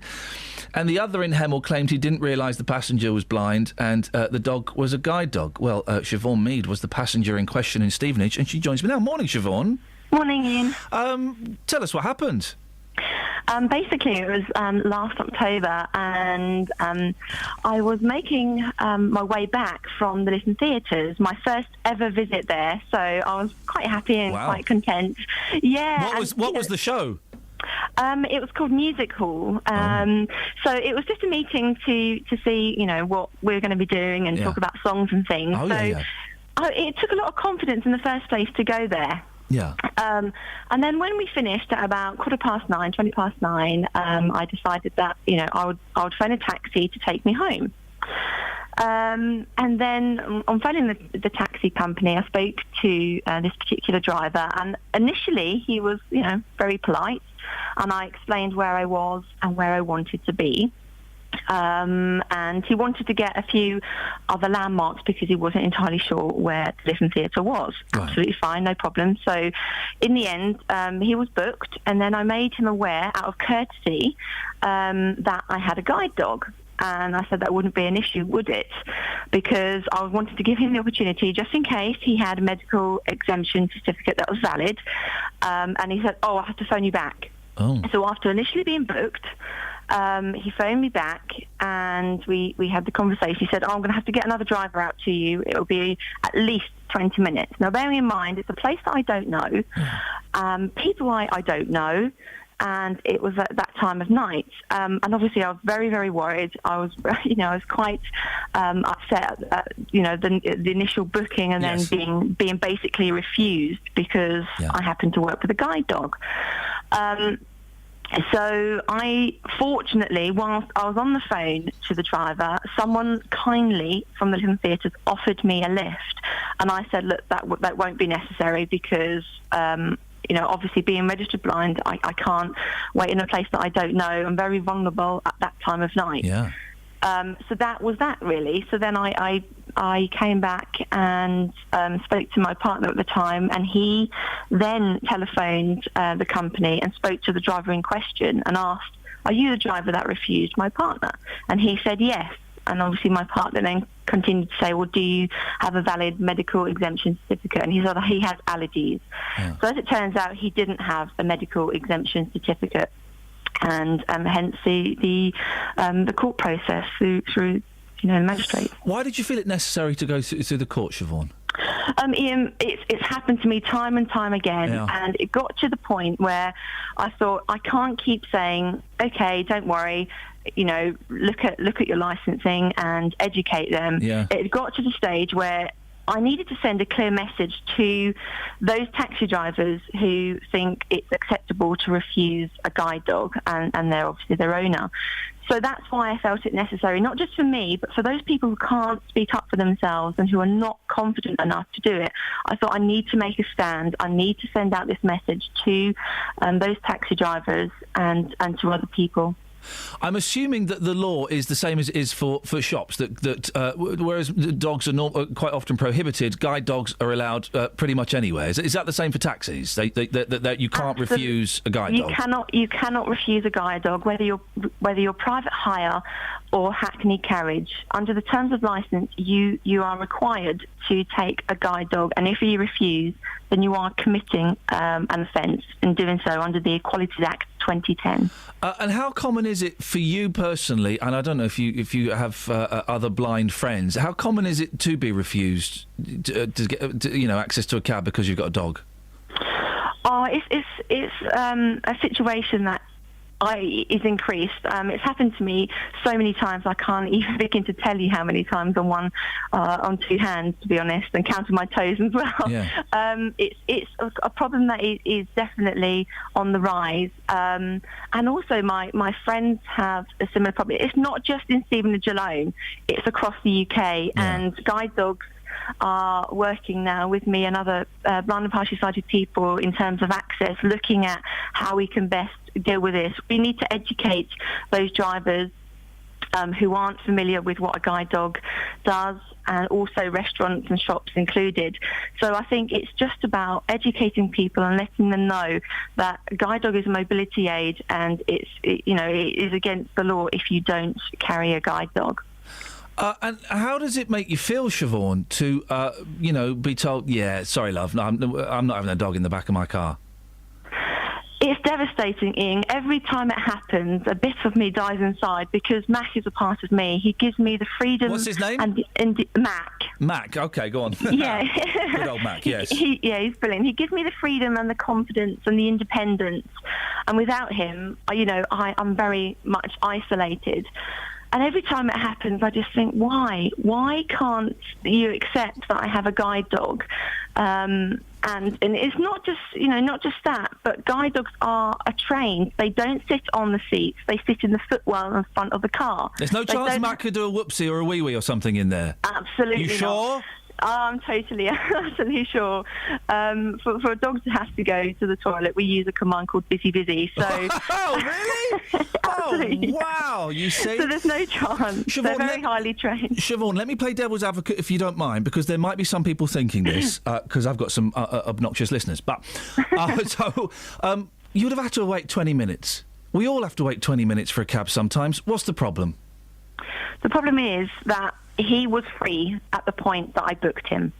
And being registered blind in an unfamiliar environment is very, very distressing and daunting. And like I say, he was free at the time I booked him. So why then would I have to then wait 20 minutes? At least 20 minutes, depending on whether he was telling me that driver would have been free in 20 minutes. So no, I don't feel I should have had to wait when I know the taxi was there and available. Siobhan, I really appreciate your time this morning. Thanks very much. Thanks, Ian. Take care. No, thank you very much, and good luck to Mac. Busy.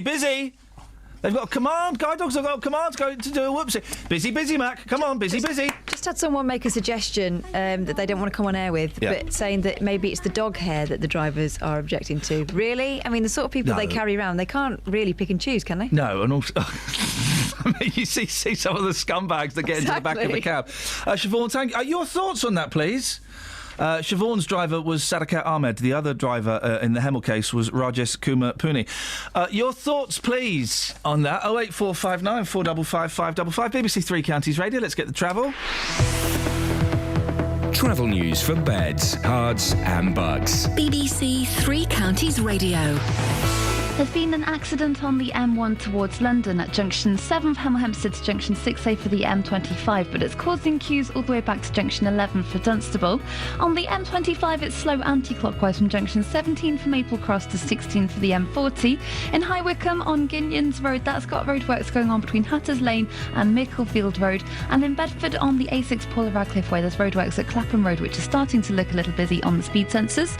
On the train departure boards, the 716 train from Bedford to Sevenoaks, as calling through Luton at 7:40 is delayed. Samantha Bruff, BBC Three Counties Radio.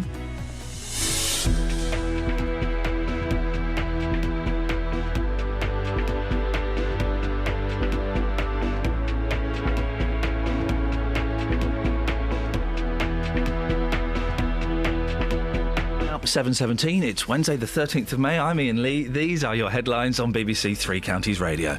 2 taxi drivers in Hertfordshire have been fined this month for refusing to pick up blind passengers and their guide dogs. Sadakat Ahmed and Rajesh Kumar Puni have both been charged.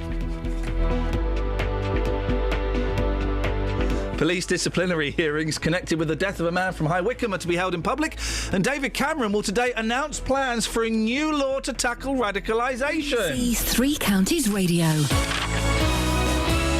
Oh dear, oh dear, oh dear. Original British drama on BBC One. 2 magicians shall appear in England.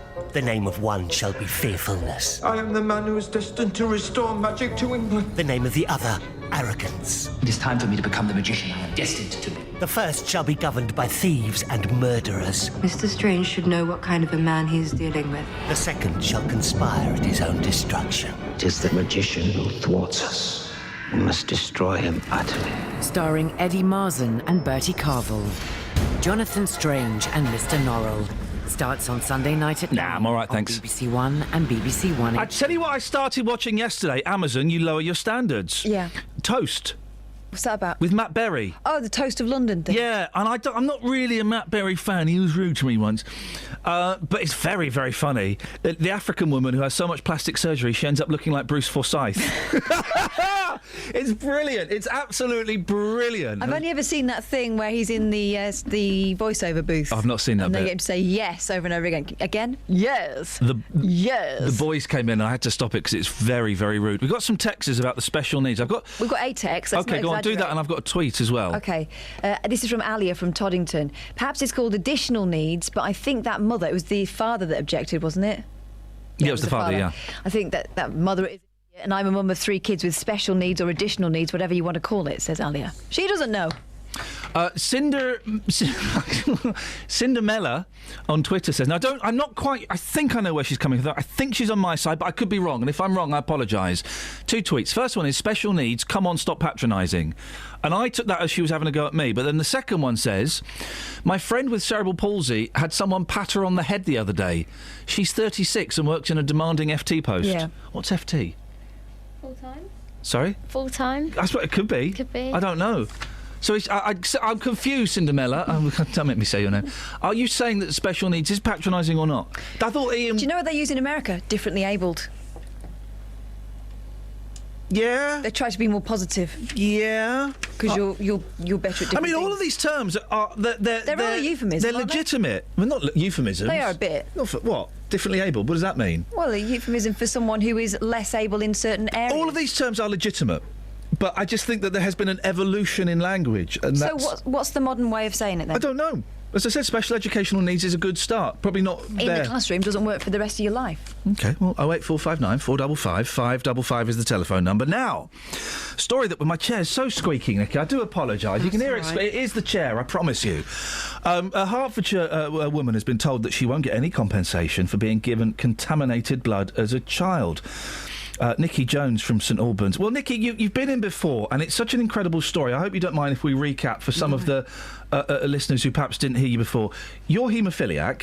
That's correct. And when you were quite young, you had a blood transfusion? Yep, I had... it is a blood transfusion. Just come a little bit closer to the microphone. That's it. I was covered with factor VIII, which is the missing factor that we're lacking or you say covered in it? What do you mean? I was covered with it. Right. So okay. For any operations and things like that, they would infuse cryo at the time or factor VIII. And I don't want to, I'm not saying you're old, but this was in like the early 80s. This happened. Yes. Yeah. It was 1980. 1980. And factor VIII is basically it's made from, or it comes from, it's blood donations. That's correct. That were bought from prostitutes, high-risk donors, drug users, prisoners.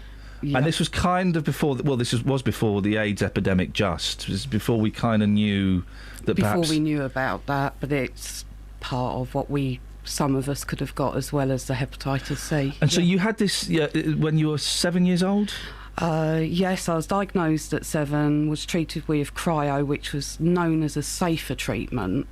And then in 1980, factor VIII came out, which they said was wonderful treatment, and they were phasing cryo out.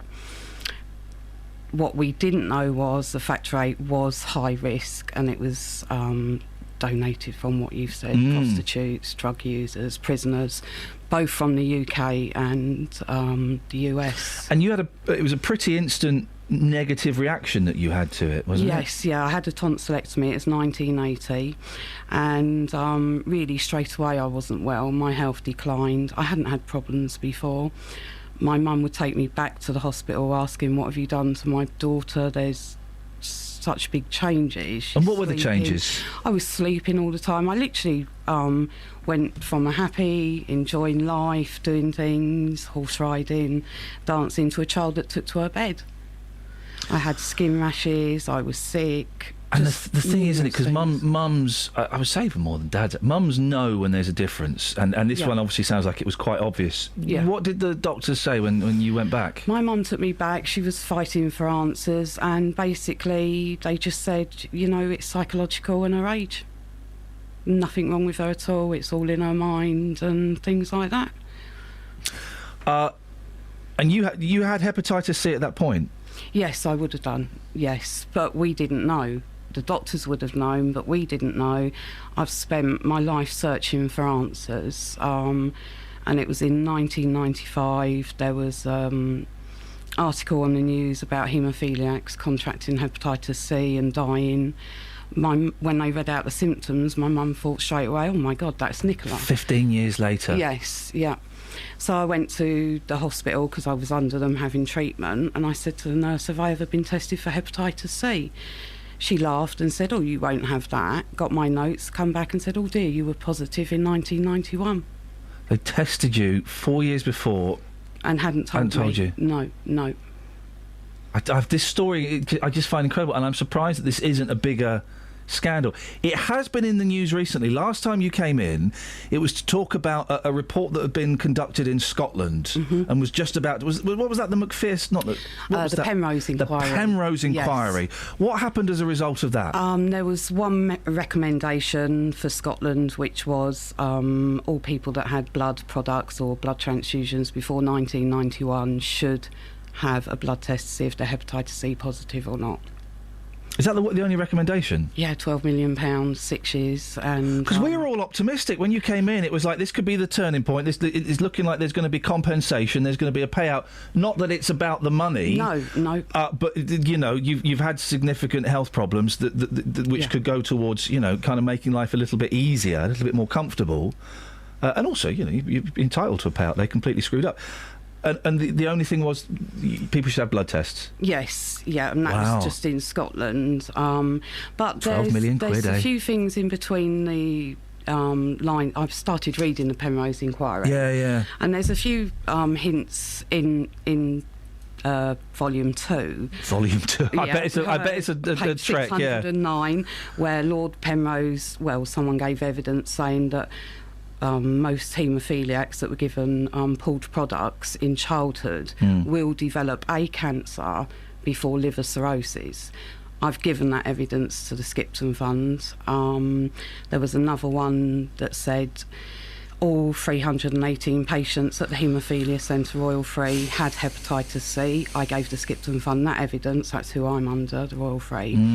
And they still declined. So the Skipton Fund, let's just go back a bit. What is that? It's it's a fund set up by the government in 2004, by the Labour government, and it gives ex gratia payments to victims or people that have been given hepatitis C through contaminated blood or blood products. And you've been rejected for this? I have, yes. What kind of money would you have got? They have 2-stage payments. The first stage payment is £20,000. Yeah. And if you go on to develop liver cancer, it's another £20,000 or £25,000. So why were you rejected then? I was rejected because they are saying that I didn't have a positive PCR test. I've got no idea what that means. Okay, it's a test that came out in the early 90s to check if you had hepatitis C or not. Right. Obviously, if I'm being told in 1995 that I'm hepatitis C positive, there would have been a result. There isn't one in my notes, but then there is half of my notes are missing from the centre.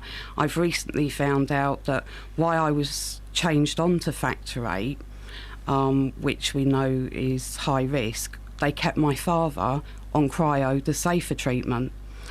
So I think questions need to be asked. How can they do that? Files going missing, eh? Yeah. What an unfortunate coincidence, you know. It's not, there's other things. There's the hepatitis C, high risk to CJD. The impact this has had on my family and myself is huge. I can't get life insurance, hence I can't get a mortgage. Well, I can get a mortgage, but not the life insurance. So it's a knock-on effect. They can't tell us if we've definitely got CJD, but it's okay to label us with it, and we have to declare it. It's not good enough. What do you want to change or to happen? I want the government to properly look into this, although there's been enough inquiries, we're sick of them, enough money spent. I think they need to do the right thing, admit wrong was done, which it was, admit that most of us were used as part of an experiment in our childhood, and I think they need to award us accordingly and appropriately.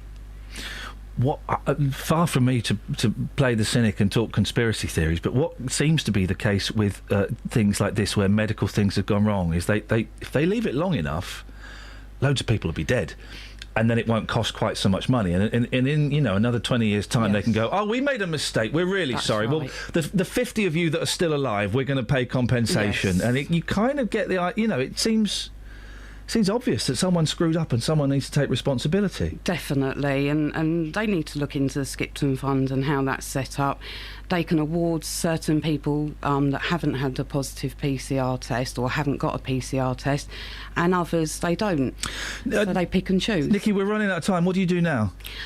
As in? Well, where, is there any way you can go? I really don't know. I'll have to get on to my MP and see what can be done. I'm not holding my breath. I'm so sorry, because when you came in, it was such a sad story, but there was, it was full of optimism and, that potentially something great was about to happen and some people were going to make the right decision and, well, it turns out they bottled it, or for whatever reason, they didn't. That's right. Will you keep in touch and let us know how it goes? I will, and thank you all as well. Oh, no, listen, it's a real pleasure. We wish you the best of luck. Nikki, thank you very much. Thank you.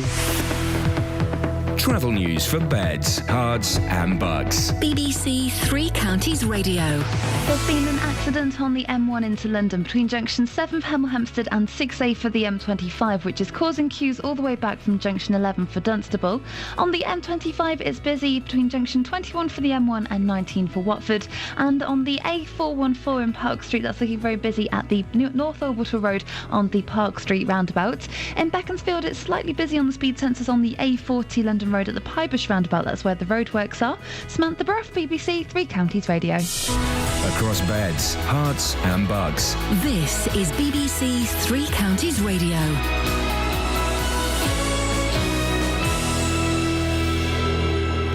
It's 7:30. I'm Simon Oxley. 2 taxi drivers in Hertfordshire have been fined for refusing to pick up blind passengers and their guide dogs. Stevenage and Dacorum councils say they hope the fines send a message to other drivers.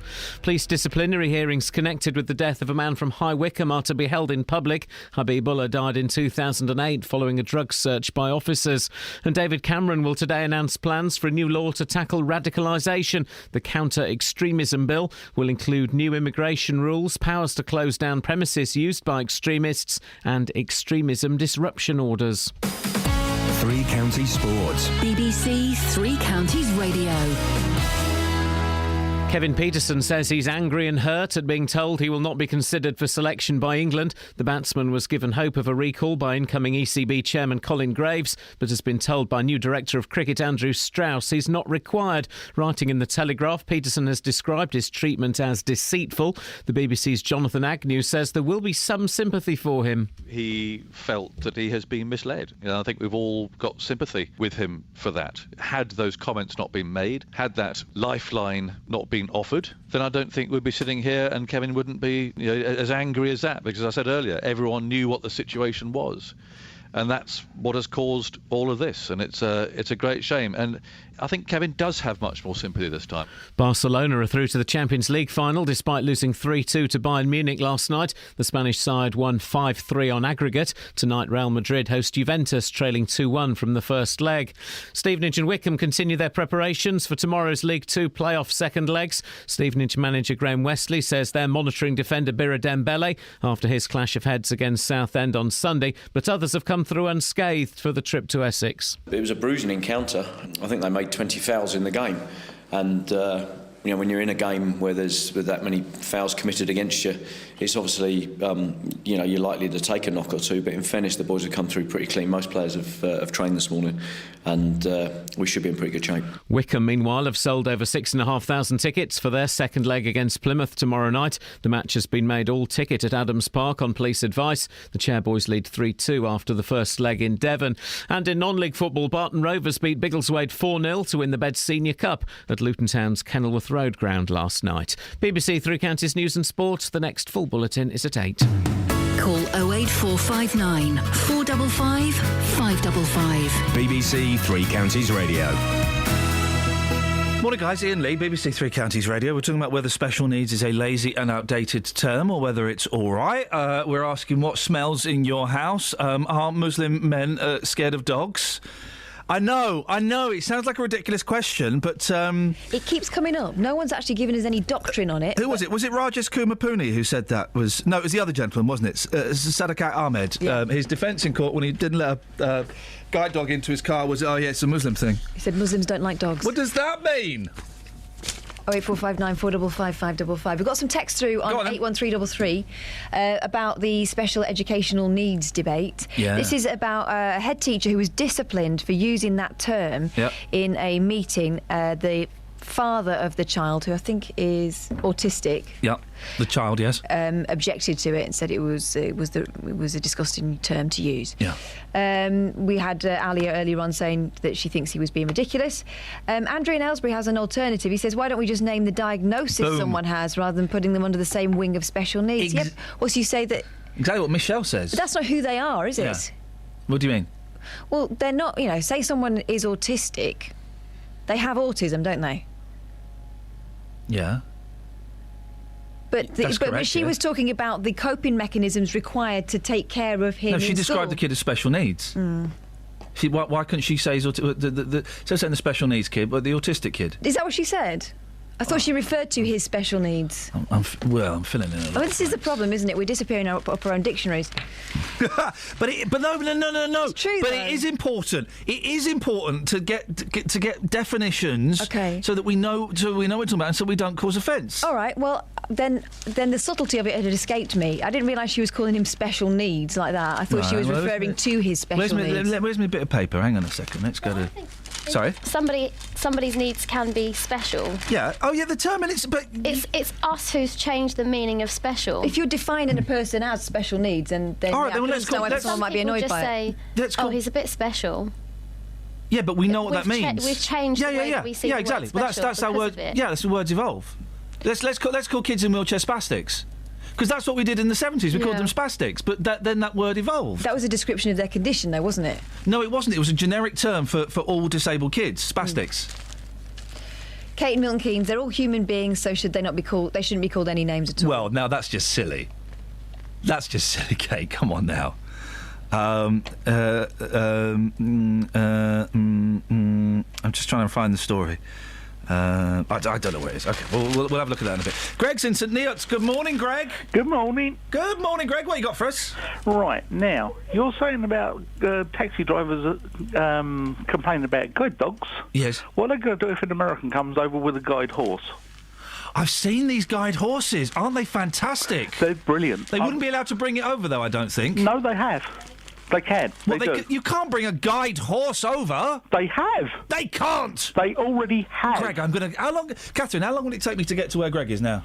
A fair while. OK, well, after the show... hour? Oh, I've got training. You're lucky we got training after the show, Greg, otherwise I would drive up there and at 10 o'clock you get a knock on your front door and then you get a slap in the face with a fish and then you'd see my heels. You'd have to get through the front door first. Oh, mate, ninja skills. Ninja skills. It's really important. Ninja skills. And I believe you're blind as well, Greg, are you? I am. There we go, you see. But the thing about the Muslims with guide dogs, they don't like dogs. They think they're dirty. Now, do we... OK, this was not Rajesh Kumapuni, this was the other gentleman, Sadakat Ahmed. This was his defence in court, right? Well, Muslims do not like dogs. They think they are dirty. They're dirty animals. With the greatest of respect, Greg. With the greatest of respect, Greg. Yeah. I'm gonna take what you've said and I'm gonna park it to one side and it's there. That's on the table. Yeah. I need to hear that from a Muslim. Well, I know that's the fact because I've got a friend who's blind, and he trains blind people to use software for their computers and things like that. Well, hang on. Hang on a minute. If he trains blind people how to use software for their computers, how does he know that Muslim men don't like dogs? Because he's gone to train some people over in Cambridge, right? And they've refused refused for him to train them if he takes the guide dog. Okay. Well, this is a. And that is their that's what they say. Again, this is a second-hand story, and while I'm sure it's that's what your friend is, I need to hear this from a Muslim man themselves. Yeah. And you understand that? No, it's got to be a man. Of course I do. OK. All right, Greg. Listen, how do those... You can get guide pigs as well, can't you? I don't know about the guide pigs. Oh, mate. How do they get those horses so small? Because they're tiny, aren't they? They're wee. Well, they've been bred down to that size, I assume, from sort of Shetland ponies. Like bonsai trees, you do it in a bottle or something, then you smash the bottle. Well, when their feet get more than 6 inches, they cut off another 6 inches. That'll learn them. Greg, reminds me of a rhyme I heard about Lily, Sean Lilly. What's his name? Peter Lilly. That's it. You're not allowed to say that, Ryan. No, you're not. Thank you, Greg. 08459 455 555. Yeah, they have got... Have you seen the... I've shown you the guide tiny ponies, haven't I? They're tiny. They're wonderful. That's just for show-offs, though, isn't it? It'll be like a full-size stallion to Kelly, though. Can you get on it? I could get on it. You could totally get on it. Sweet. But you could get on a poodle. Have. Wowzers. Mm. Wowzers. And a chihuahua. Hang on a second. Let me just think.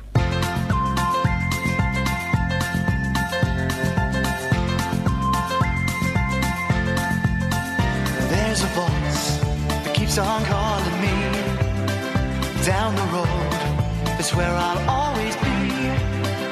Every stop I make a new friend. Can't stay for long, just turn around and I'm gone again. Maybe tomorrow I'll wanna settle down. Until tomorrow I'll just keep moving on. Down this road that never seems to end. When new adventure lies just around the bend. So if you wanna join me for a while, just grab your hat, come travel light, that's hobo style. Maybe tomorrow I'll wanna settle down. Until tomorrow, the whole world is my home. So if you wanna join me for a while, just grab your hat, come travel light, that's hobo style. Maybe tomorrow I'll wanna settle down. Until tomorrow, I'll just keep moving on.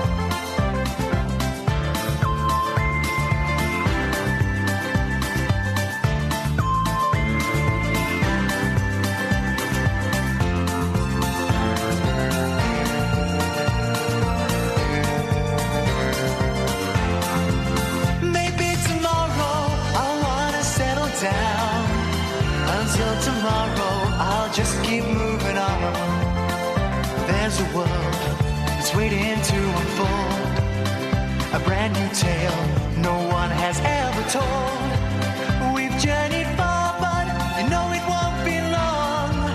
We're almost there and we paid our fare with a hobo song. Maybe tomorrow I'll wanna settle down. Until tomorrow, I'll just keep moving on.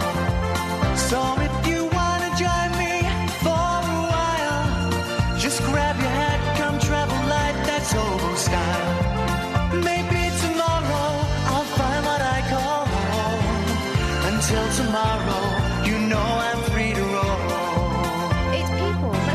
Let's talk to each other. It's people. Let's talk, it's people. 08459 455 555. Now, guys, I knew this was coming.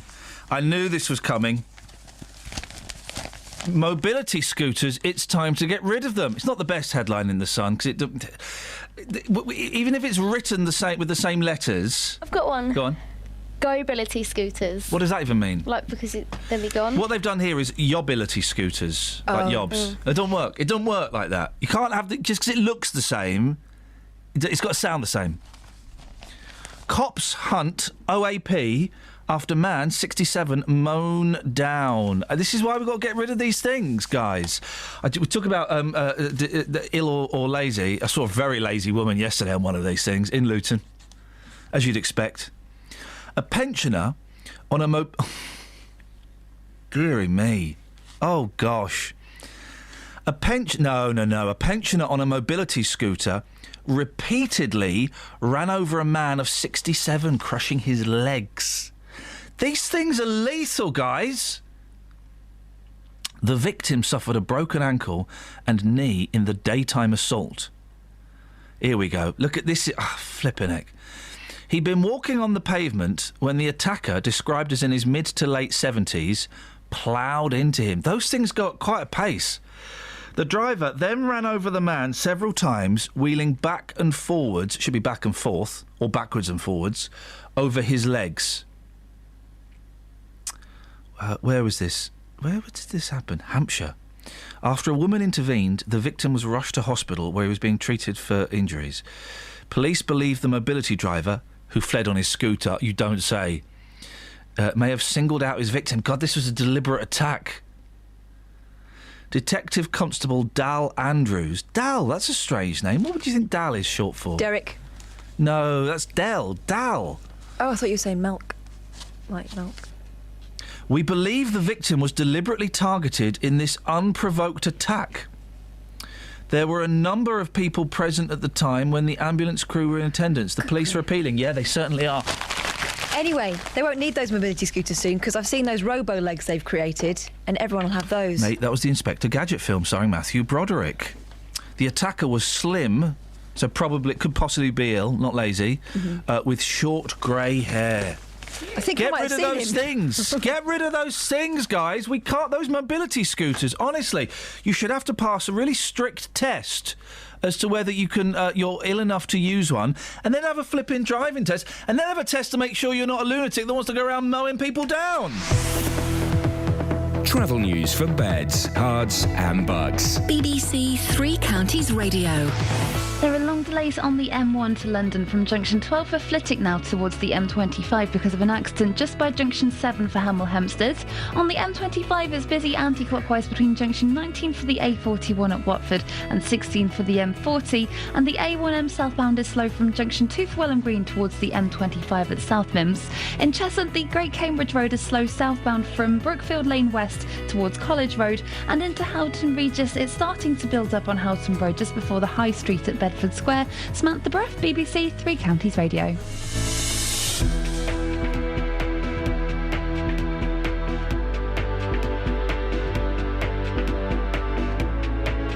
Thank you, Sammy. 7:45. I'm Iain Lee. These are your headlines on BBC Three Counties Radio. 2 taxi drivers in Hertfordshire have been fined this month for refusing to pick up blind passengers and their guide dogs. Police disciplinary hearings connected with the death of a man from High Wycombe are to be held in public, and David Cameron will today announce plans for a new law to tackle radicalisation. Let's get the weather. Here's Kate. Beds, Herts and Bucks weather. BBC Three Counties Radio. Good morning. It's a beautiful start out there, if a little chilly. The clear skies last night doesn't mean the temperatures dropped right down. However, it means a bright sunny start this morning, and there it's going to stay. We may get a bit of cloud bubble up through the afternoon, but that'll melt away this evening. Maximum temperature we're looking at around 18 Celsius, a really pleasant day. Overnight tonight, clear at first, so the temperature's going to drop down to be quite chilly to start with, but then the cloud will increase through the early hours of tomorrow.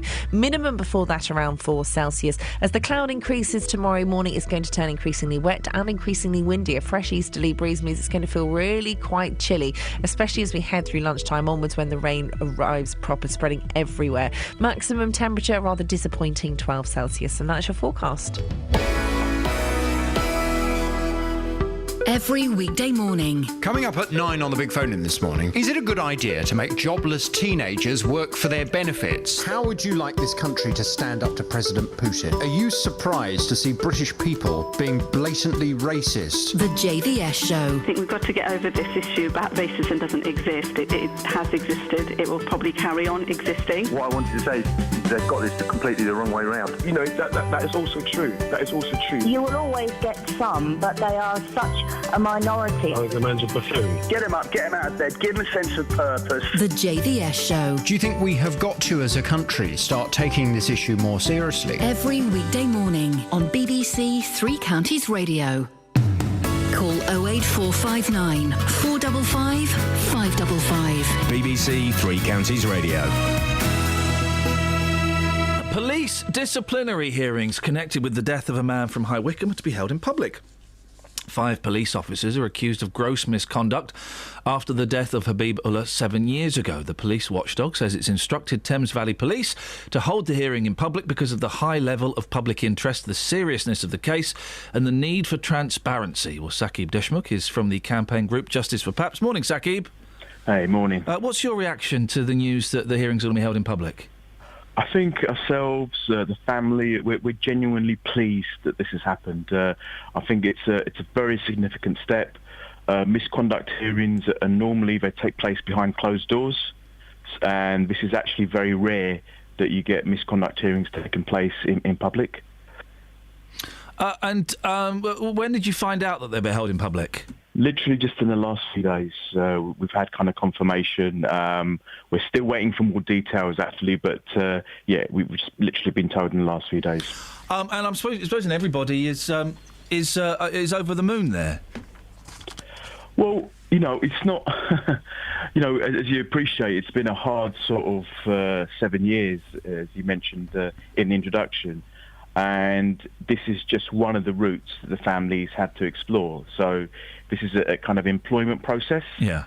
So, you know, we're not going in there sort of naively and thinking, right, this is sort of the bee's knees. You know, for us, you know, in lots of ways, like many other families who've experienced death in custody, we've largely been failed by the legal process. So this is an employment process. And, you know, we just hope that you know, those who are making decisions make appropriate decisions, given the fact that the officers are facing charges of gross misconduct, which is quite serious. When we had the Police and Crime Commissioner for Thames Valley Police on the show, Anthony Stansfeld, on one of his rare appearances on this show, he mentioned something that I've been unaware of, that the accusation was that Mr. Ullah had stuffed drugs in his mouth. Yeah, I mean, So it's not because the way that the story has been portrayed so far is that Mr. Ullah, you know, was just a guy, and he, you know, the police manhandled him and killed him. That's kind of the way the story's been presented. But there is a lot more to it, isn't there? Oh yeah. I mean, the family have been very clear that Habib was a drug user right from the beginning and never shied away from the fact. And you know, a great deal of the coverage has actually specified the fact that Habib had a small wrap of drugs in his mouth at some point during the stop and search. However, this doesn't detract from the fact that there were some serious concerns about the manner of the stop and search, the level of the force, restraint that was used. What did he die of? Well, the inquest, as you appreciate, concluded in March, and the verdict, the conclusion of the inquest was that this was a death by misadventure, but also with a very critical sort of narrative verdict. When you say death by misadventure, drugs? Well, the actual verdict was clear that drugs played some part of it, but also the use of the restraint was also very key in his death. What drugs did he shove in his mouth? This was a very small wrap of crack, and I'm saying... Saqib! Come on! I'm sorry, a small wrap of crack? Yes, that's what it was. Crack is quite a dangerous drug to smoke, let alone shove it in your mouth. Well, we've gone through a whole kind of legal process, and we've seen the evidence in front of us, and... Yeah, but to shove guys, don't shove wraps of crack in your mouth. That's lethal. We're not saying, you know, throughout all of this, the family have been very clear about his drug use and how problematic it was. Did the drugs in his mouth kill him? No, they didn't. And, okay. Did they play a part in his death? Where the inquest results have said they played some part. Right, okay. Who put that in his mouth, the police or him? Well, that's, again, we're not fully aware of. Well, the police aren't going to put crack in someone's mouth, are they? We're not fully aware about the sequence of events. You don't believe that the police put crack in his mouth, do you? No, I don't. You know, this issue isn't about whether the police put any drugs or planted anything on him, which I have to say does happen, right? This is about the level of force and how the police conducted the stop and search on him, right? If he had some drugs on him or in his mouth, there are procedures that should be followed. It is clear. And this is why there was an investigation. Yeah. This is why the IPCC have said there needs to be a misconduct hearing in public, that there were very serious concerns about how the stop and search was managed. If someone puts crack in their mouth, then surely they have to, you know, and however sad it is that someone's addicted to crack, and I have seen people who are addicted to crack, and it's heartbreaking. But if someone puts crack in their mouth, then and that plays a part in their death... Well, that part is their responsibility. That's not the police's fault, is it? Well, hence the verdict that came out. I mean, we felt that the verdict was fairly fair, right? In that it put some responsibility onto Habib, right? Okay, and like I've said, the family very clear that, you know, there is some responsibility there, right? However, it's the action of the officers that should be the focus here now, because there's been, a very, very thorough investigation, number of investigations. It's been subject to 2 inquests now as well. Okay, it's been on BBC Panorama, and the focus for us hasn't been about the drugs. It has actually been about the conduct of the police officers. Normal procedure would have been just to allow him to have swallowed the drugs, right? Not to have used a level of force which actually contributed to his death, and the inquest was very clear about that. I get the feeling that, Zaki, that the people involved in this, and I'm trying to tread carefully, won't be happy unless they get a very specific guilty against these officers. If it comes out in the inquest, well, he put the crack in his mouth, and maybe they were a little bit rough, but you won't be happy with that, will you? Well, I think we've got to look at the fact that not only were... You know what outcome you want, and you won't be happy with any other outcome. Well, let me explain and clarify, right? This isn't about vengeance, right? Okay? This is about getting justice. As you perceive justice. Yeah, but if you follow what actually happened, the reason and the basis of the actual misconduct hearing isn't just about the events that took place on July the 3rd, 2008. Subsequently, the police, when they gave evidence, were found to have changed their statements, right? Yeah. And I'm able to say this because this is a matter of the record, right? And, they actually were facing charges of perjury and misconduct in the public office, right, which went to the Crown Prosecution Service. It went all the way through. And what happened to the charges of perjury? Yeah, CPS felt there was not enough evidence or a standard of evidence to prosecute police officers, right, in this circumstance. However, the IPCC, have deemed it that the very fact that they actually changed their statement, that they lied in court, which inquest is a court setting, right, under oath, is of a very serious kind of, situation. Hence the fact they're being done for gross misconduct. So it's not just about the action. Supposing they get found innocent, you won't be happy, will you? Well, the thing is, given the evidence that we've seen, in front of us, and the family, we're party to the IPCC report, which has not been released, right? So we have evidence and the charges that the officers are facing based on the IPCC. Well, yeah, the charges that they're facing is one thing. If they don't get found guilty, you won't be happy until you get the outcome that you want. I think the family from day one have said, look, we will do whatever we can and do our best, right? The family have gone through a legal process. This is now an employment process that's going to be taking place, and are looking at a possible civil claim, a case against the police. Now, I think it's not so much the family saying, right, okay, we won't be satisfied. The issue is the limitations of the system as it is, and what we've got to do is put this into context that unfortunately there are hundreds of these deaths every year, and police officers never get prosecuted. And the question we should be asking, really, in a wider context, is why is that the case? But that's not the question you're asking, is it? You're asking specifically about this case, and it's perhaps a little unfair to tie it in with other deaths in custody, isn't it? I thought this was about Habib, or is it not? It is. It is, but we are the campaigner, a part of a network of other families who've gone through a similar kind of issue. So it's not about Habib. It's about making a point. It's about holding it's about pointing the finger at police. So it's justice for everybody. It's just for everybody. It's about learning as well. I mean, I think... But supposing this situation with Mr. Ullah, supposing this situation is different from other situations, supposing, the police are found not guilty, that they did use reasonable force, that Habibullah, he put crack in his mouth. Saqib, he put crack in his mouth. I've been a youth worker for sort of 20, 30 years all around High Wycombe and all across the country.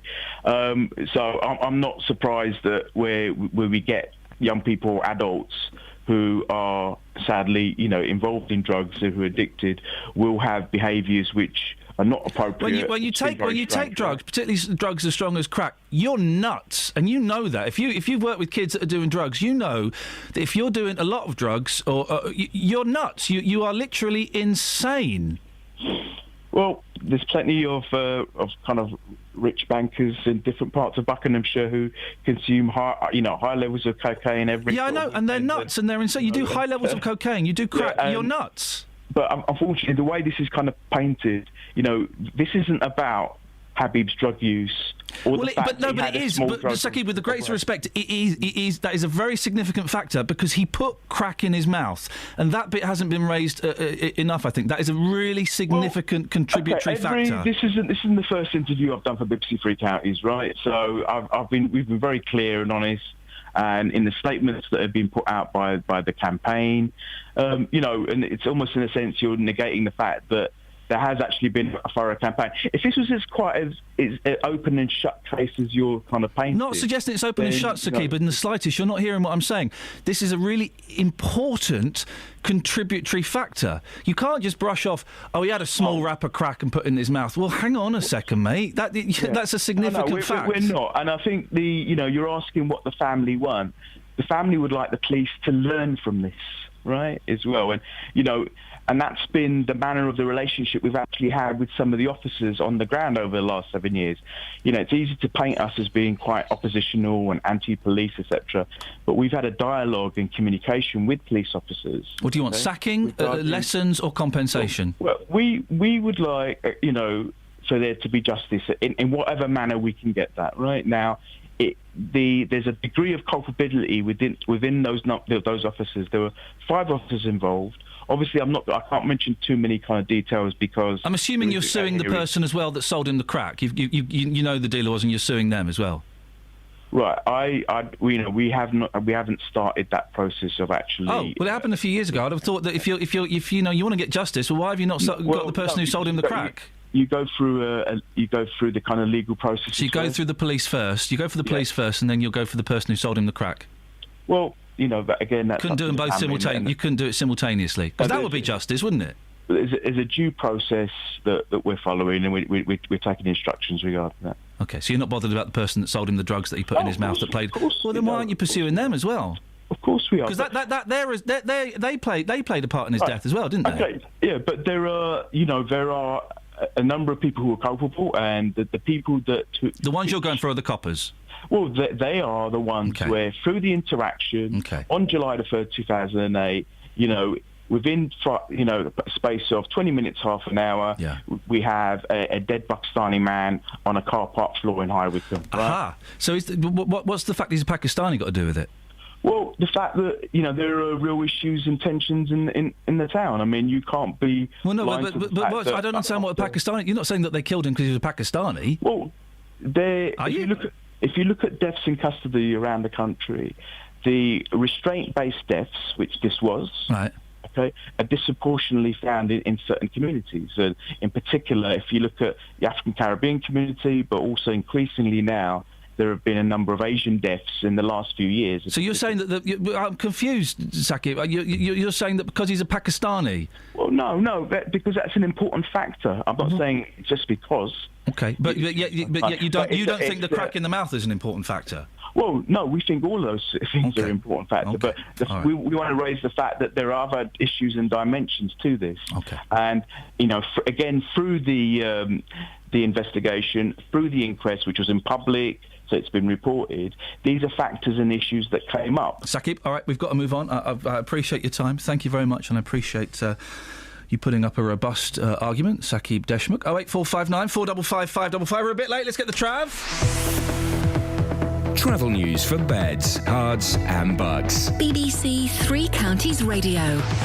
There are delays on the M1 towards London from junction 12 for Flitwick towards junction 7 for Hemel Hempstead after an accident earlier. It's looking slow as well towards the M25 because of that. And on the M25 anti-clockwise, it's busy from junction 19 for Watford to 16 for the M40. In Beaconsfield on Amersham Road, that's busy between Magpie Lane and the A40 London Road. In Kings Langley, the A41 is busy eastbound from the Hemel Hempstead turn-off towards the M25. And in Haddenham on King's Cross Road, A418. That's busy between Churchway and Aylesbury Road. Samantha Bruff, BBC Three Counties Radio. Thank you, Sammy. Thanks for waiting. Thank you, Sakib. It's interesting, that. Interesting discussion, I thought. 08459 455 555. What stinks in your house? I know. There's no smooth way of doing it, is there? Local and vocal across beds, hearts and bucks. This is BBC Three Counties Radio.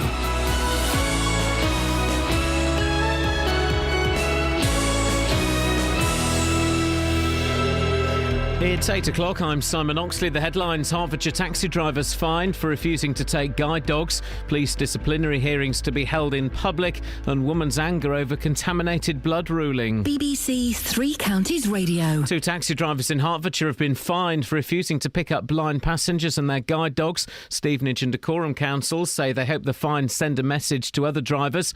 The taxi driver who refused to take Siobhan Mead in Stevenage claimed that dogs were against his religion. I needed to send a clear message to those taxi drivers who think it's acceptable to refuse a guide dog, and they're obviously their owner.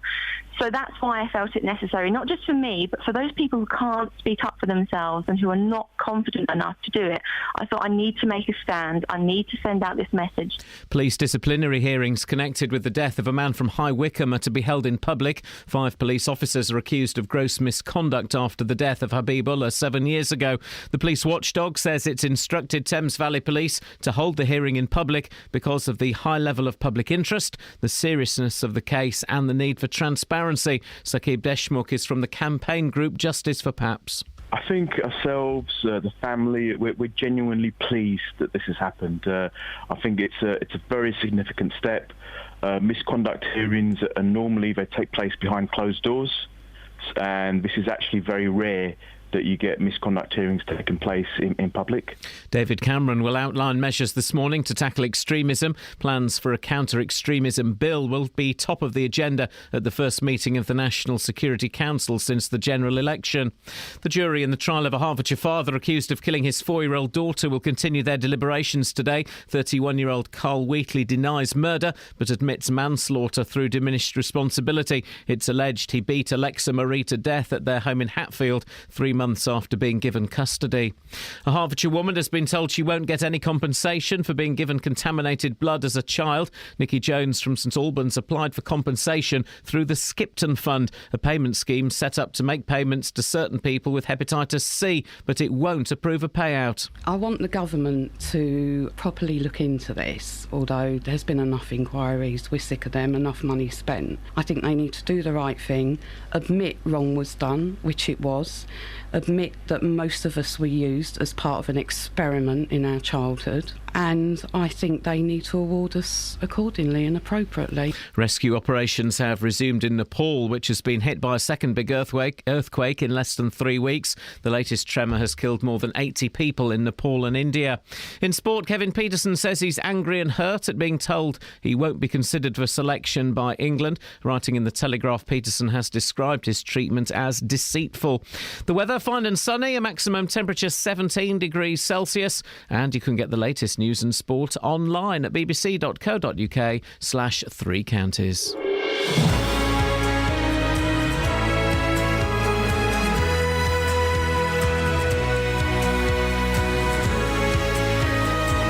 Thank you, Simon. Thanks for your patience as well. Morning, guys. Iain Lee, BBC Three Counties Radio. Oh, we didn't have any Dealey the last hour. Let's get Dealey. What stinks in your house? It sounds an odd question, but it's relevant. Second time we've kind of asked a question like this week. Are Muslim men and women, do they have beef with dogs? Beef, probably the wrong word there, but you know what I mean. It's relevant. It's not just a flippant, there's relevance behind that question. 08459 455 555. Across beds, hearts and bucks. This is BBC Three Counties Radio. I have beef with dogs. I'm not going to phone up. I'm not like Jonathan, who you can't say anything bad about. I hate dogs. Hate them. Why? Oh, they're just a You pain. used to have one, didn't you? Yeah, a long time ago, and then she died of me. I like dogs. I like big kids. When I was playing cricket in the garden yesterday with the boys, Bought him a cricket set, half price, JD Sports. Looked like a nice one. Yeah, it was good, man. We were having a lot of fun playing cricket. And I thought, oh, a dog would be nice. Isn't that funny? I just popped in, a dog would be nice. And I thought, nah, I can't be bothered. Well, you had enough trouble trying to get the ball off your child, never mind off a dog as well. It was fun last. I don't like cricket, but we had fun. He needs to adjust his stance. Yes, he does. He needs a little bit slightly more over his bat. Any texters? Yeah, loads. Okay, give us a few, then we'll crack on with Neil this. in Kempston says there's a major burst water main in Biddenham affecting Bromham, Biddenham, Bedford and Kempston. Sorry, I meant, are there any interesting texters? Well, this is interesting if you're in that area. Well, you'll know about it if you're in that area. It'll be fixed by... You'll be wet. 2. Okay. Oh. Right, here's another one. Am I allowed to object to the man's objection to his son being described as special needs? Oh, the special needs thing, that's what we were talking about. Yeah. The head teacher got investigated for 6 months, no charges were brought because she used the term special needs, and I say... The dad objected, he said his son's got autism. Yeah, I don't think... it's a lazy, old-fashioned term, and it's all part of the evolution of the language. Special. If you call someone special, you have an image in your head. See, I misunderstood this then. I thought you were talking about them saying he had special needs, but she called him special needs. Well, it does either way. It doesn't matter. Well, I think there's a subtle difference. No, there's not a subtle difference because the two are intrinsically linked. I disagree. Well, yeah, but you're wrong. Well, you're wrong. No, but I can control your microphone. 08459 455 555. I'm not wrong on this. Think about it. It makes perfect sense. Yeah, go on. Do you want another text then? Well, no, I was going to crack on with the show, mate. Phil says... Morning, Phil. Am I allowed to object to the man's objection to his son being described as special needs? If the son has been identified as being on the autistic scale, then having special educational needs is a fact, and it doesn't change just because you don't like it. Read it again, because he's agreeing with me and he doesn't realise it. Read it again. Yeah, because we're talking about that... Read that text again, because he's agreeing with me. Yeah, but we're talking about that subtle difference, and I need to know what exactly she said. Read it. Am I allowed to object to the man's objection to his son being described as special needs? Objection overruled. Continue. If that son's been identified as being on the autistic scale, then having special educational needs... is a fact and doesn't change just because you don't like it. He's got special educational needs. Oh. And it's a subtle difference, but that's the power of language. But it's not just special educational needs. He'll have special, he'll need routine in the rest of his life as well. It's it's the power of language. I could say you're a woman. I could say you're a butt-ugly woman. Very subtle change in language. One is true and one is clearly not. You're not a woman, you're right. We've used the Pope chair to find out. It's an interesting one, isn't it? 08459. When I used to drink, these were the conversations. This is why I stopped drinking, because I'd have these conversations all the flipping time. 08459 455 555. Now, Dacorum Council has fined 2 taxi drivers for refusing to pick up passengers with guide dogs. One customer in Stevenage was told it was against the cabbie's religion. This is why the question about Muslims and dogs, to allow the animal on board. And the other driver, Rajesh Kumar Puni, said he didn't realise the passenger was blind and assumed the dog was just a pet. Well, Joel Young is from Guide Dogs for the Blind. Morning, Joel. Morning. How common is this? It's very common. I work on a lot of access issues that our guide dog owners report to us, and other assistance dog owners can report them too. And being refused access to taxis is up there amongst the highest, yeah. And just to clarify, because we've covered this issue before in terms of bakeries and things. In shops, they can't refuse a guide dog, and that rule applies to cabs as well, does it? Yes, any service provider cannot refuse someone with a disability access to their service. A disability under the Equality Act is a protected characteristic, and someone has a guide dog because of their disability, a visual impairment in this case, and therefore they cannot refuse someone access to a taxi because of their guide dog. Supposing that the driver was allergic to dogs, would that have an impact? Well, it would, as long as they have a medical certificate displayed in their window. OK, so you can get a special dispensation if you do actually have a problem, the medical problem with dogs. Yes, but it has to be the driver themselves, not, a relative of the driver or someone who gets in the car occasionally. Has this happened to you, Joel, or do you get, lots of phone calls from people saying this has happened to them? Yes, it has happened to me. I am a guide dog owner myself, right. But many people that I speak to experience same problems. It could be that a driver says they just don't want hairs in their car, and I think it's generally down to the fact that drivers, regardless of what cultural background they're from, don't understand how a guide dog's trained to behave and what a guide dog means and how a guide dog or any other assistance dog for that matter helps someone with a disability. I go into restaurants and when I get in taxis drivers will initially, be a bit hesitant about letting me in with my guide dog, and then they'll say, "Oh, isn't she or he very well behaved?" And then their perception is completely changed. One thing I've learnt today, Joel, from the young lady we spoke to earlier on, was that guide dogs have a command to go to the toilet. They're that well trained. Yes, that's true. It's incredible. Is it? These are both Muslim gentlemen, the drivers of these cabs, and one in his defence in court said it's a Muslim thing. We don't like dogs. Is it a cultural thing, Joel? I've spoken to many Muslim people before, and they don't say that. Yeah. I think it's up to the person really, rather than a cultural thing. And certainly me and others in guide dogs would be more than happy to provide information to taxi companies, licensing authorities to help, try and solve this. Well, I was going to say, what is that? Apart from coming on and giving us your time this morning, what more can you do to educate people that guide dogs, they're not like normal dogs. They are incredibly well trained, and B, it's the law. What more can you do? Well, you can, the licensing authorities could run regular awareness sessions. I would be more than happy to go to licensing authorities and meet with taxi drivers just to allow them to ask questions about what a guide dog does to help me, how they could best assist someone with a vision impairment or that has or hasn't got a guide dog. It's just about general awareness, really. That's really what I feel would work. Listen, I wish you the best of luck. Thank you very much for your time. That's Joel Young from Guide Dogs for the Blind. It's BBC Three Counties Radio. Let's get the travel. Travel news for beds, cards and bugs. BBC Three Counties Radio. There are still delays on the M1 southbound from junction 12 for Flitwick to junction 6A for the M25 because of an accident at junction 7 for Hemel Hempstead. And in Luton on Devon Road, that's also been closed because of an accident between a car and a motorbike at Crawley Green Road, adding to the delays. On the M25 anti-clockwise, it's slow between junction 19 for Watford and 16 for the M40. And in Beaconsfield on Amersham Road, that's very busy between Magpie Lane and the A40 London Road.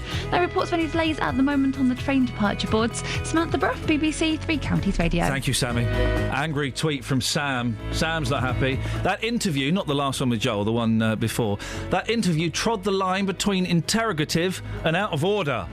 Whatever the rights and wrongs, a man died. Careful. Yeah, it trod the line. It didn't stray over into out of order. It trod the line. So, thank you, Sam. I appreciate your input. Ask awkward questions sometimes, haven't you? Particularly when people are facing ruination. And you're right, a man died, so yeah, you've got to ask awkward questions. But thank you, Sam. I appreciate your input.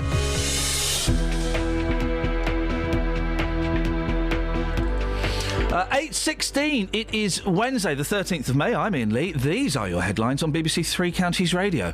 2 taxi drivers in Hertfordshire have been fined this month for refusing to pick up blind passengers and their guide dogs. Police disciplinary hearings connected with the death of a man from High Wycombe are to be held in public, and David Cameron will today announce plans for a new law to tackle radicalisation. Three Counties Radio.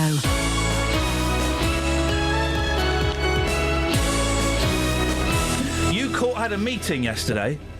What's your beef? Who had a meeting? Who had a what now? I had a meeting yesterday at 11:30. You did? Yeah. Right. I was late for that meeting. Why is that? You. Because of you.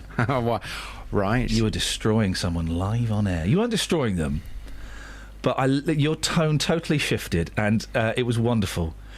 The mother of the phone boy. It was the horrible story. Young lad was potentially, scarred because he'd been to phone parties. I was at a phone party once. Oh, flip! I couldn't get out of my clothes. Ruined my clothes. I mean, even it gets all dirty as well. The foam. It's horrible. And so he had the scarring, and you'd been to the company and you'd investigated all of this, and they said, well, it's unlikely it's anything to do with us. And then she comes back with. Did you hear this, Kath? Oh, she's on the phone. She goes up, well, he went to another phone party and nothing happened, so it must be the company. And you went, I beg your pardon. Well, he went to another phone party and nothing happened. Do you think letting your boy, how old is he? 13. After he'd been injured at one phone party, do you think letting him go to another phone party was stupid? No, I don't. Well, Really, I think it was very stupid behaviour to allow... You don't see anything wrong with that. Oh, it was brilliant. I tweeted that JVS is about to pwn somebody. It was... well, I mean... Your tone completely... Do you not think that's stupid? No, I don't. Well... Brilliant. So if your 13-year-old boy, you don't think you can tell him what to do? Nah, I let him do what he wants. Oh, it was brilliant. It was wonderful. Late for my meeting because of you. Thanks, sir. Well, I'm pleased. It was really good that you enjoyed it. The iPlayer. Yesterday's JVS show. The iPlayer. It's about 25 past 11. It really was wonderful. Well done. Good. Well, I'm pleased you enjoyed that. Yeah. Infuriating. Do you not think it's stupid? Well, I mean, come on. You were so angry. Well, it just beggars belief. It does. Oh, it does. I'm totally on your side. Your son has been so badly scarred, apparently, by the chemicals in the foam that... You know, you want to... She said to me when she was on the show last time, I said, well, what would you like to achieve from this publicity? And she said, well, I'd like to get them to change the chemicals in foam. This is what she wants to achieve. He said he wasn't going to go in the foam the second time. She said. How could you go to a foam party and be guaranteed you're not going to get foamed? And also, I did think I did think 13-year-olds at a foam party as well. That's a bit weird. Anyway, I think it was wonderful listening. It was really good. As long as you enjoyed it, check it out on the iPlayer. What have you got today?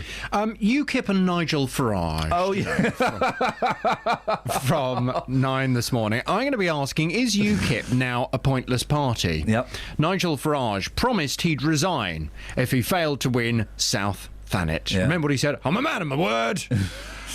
Well, he did resign. But his party rejected the resignation. And after sitting in a darkened room, he then decided to continue as UKIP leader. Brilliant. The party campaigned to give the British people a referendum on the EU, and the Conservative Party have now said we'll get one either next year or the year after. So from 9 this morning, I want to know whether UKIP have really reached the end of the road. Is there any point to UKIP? Will there be any point to UKIP by the time of the next general election? Nigel Farage is in the news today talking about how he wants to now run in a Labour by-election seat because he's fairly certain that if he was to run in a seat that's a fairly safe Labour seat, he's more likely to get elected. Okay. So he now wants to become an MP. But do we need Nigel Farage as an MP? Do we need UKIP? Again, just stop that question there. Do we need Nigel Farage? Call me now. Well, he's very, very popular with many of our listeners this morning. Surprise your listeners, yes. But I would just like to know whether ultimately everyone accepts that there's just no point to Farage or UKIP now. The argument is that I've heard put forward is that they will. The point of UKIP is A, several million people voted for them. B, that they will be able to push David Cameron to make sure that the referendum happens and that it's a fair referendum. But that's going to happen either next year or the year after. Yeah. So after that point, I mean, by the time of the next general election, do we need anyone from UKIP still around? From 9 this morning, we'll debate this. I'd like your views, whichever side of the fence you sit on. Is UKIP now a pointless party? 08459 455 555 from 9.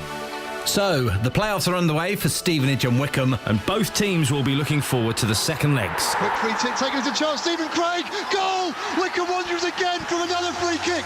Tomorrow night we'll bring you both games right here to see whether Borough or the Chairboys can make it to Wembley.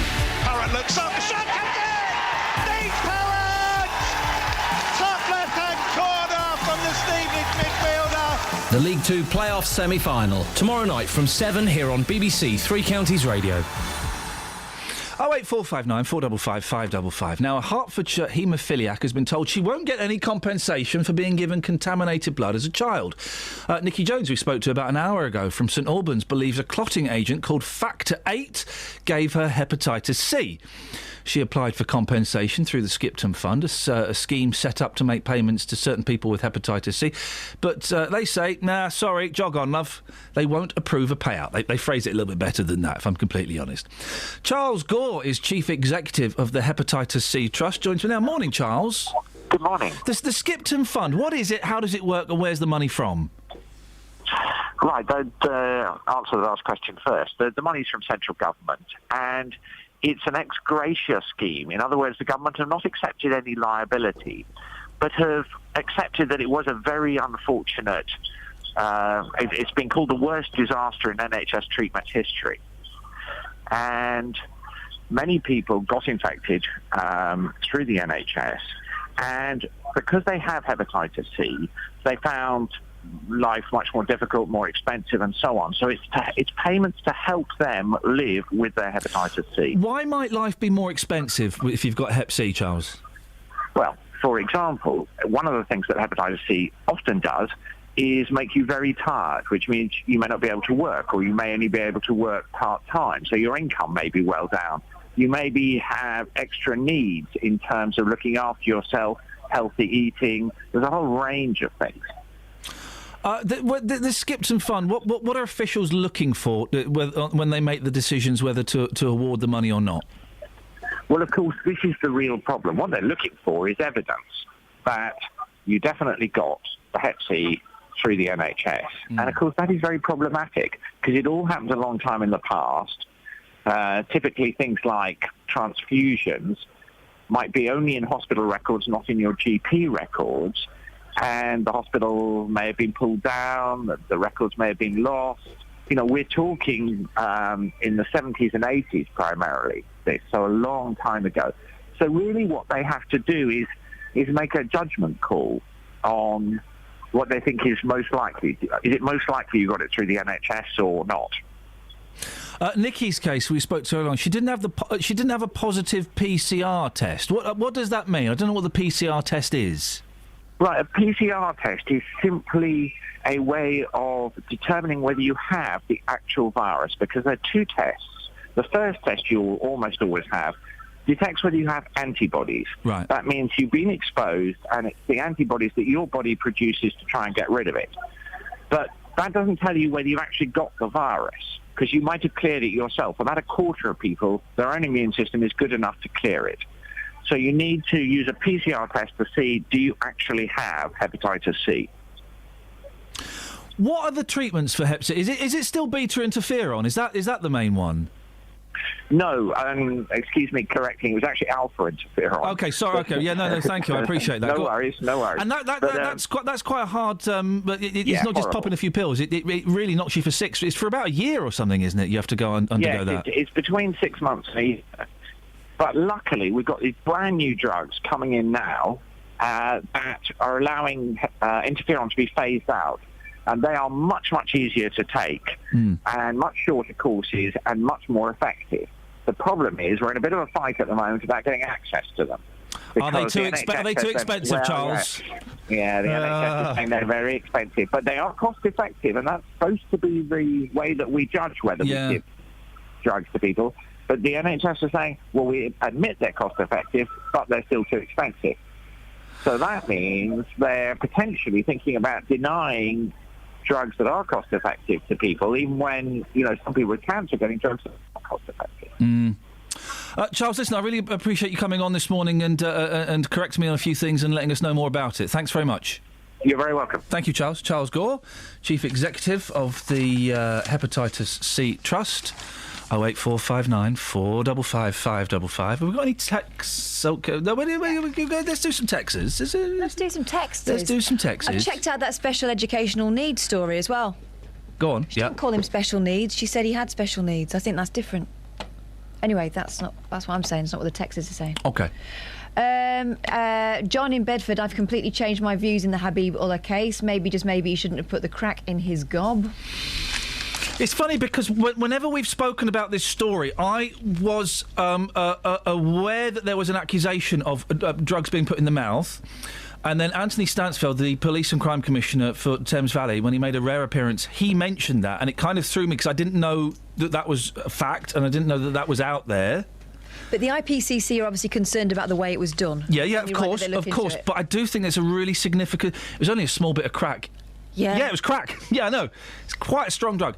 But obviously there is more to it, and I don't think, necessarily I think that is a relevant point that has not been flagged up. And it's not in any way to say, well, hang on, maybe the police did or didn't do something dodgy. I don't know. But that is a significant... It's not...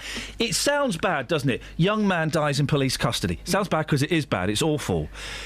But there is more to it than just that. It's easy to point the finger at the police. There is more to it than just that. Let's hope justice is done. Pat in Houghton Regis says, what do the police have to do when they arrest a subject with crack cocaine in his mouth? It's another family wanting those involved to lose their jobs again.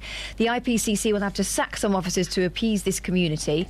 If the officers are found innocent, will those who brought the charges foot the bill for the case? It's about time a law was passed that includes those prosecuting to be held to account. Who would be a police officer? But then again, the gentleman we spoke to mentioned the fact he was Pakistani.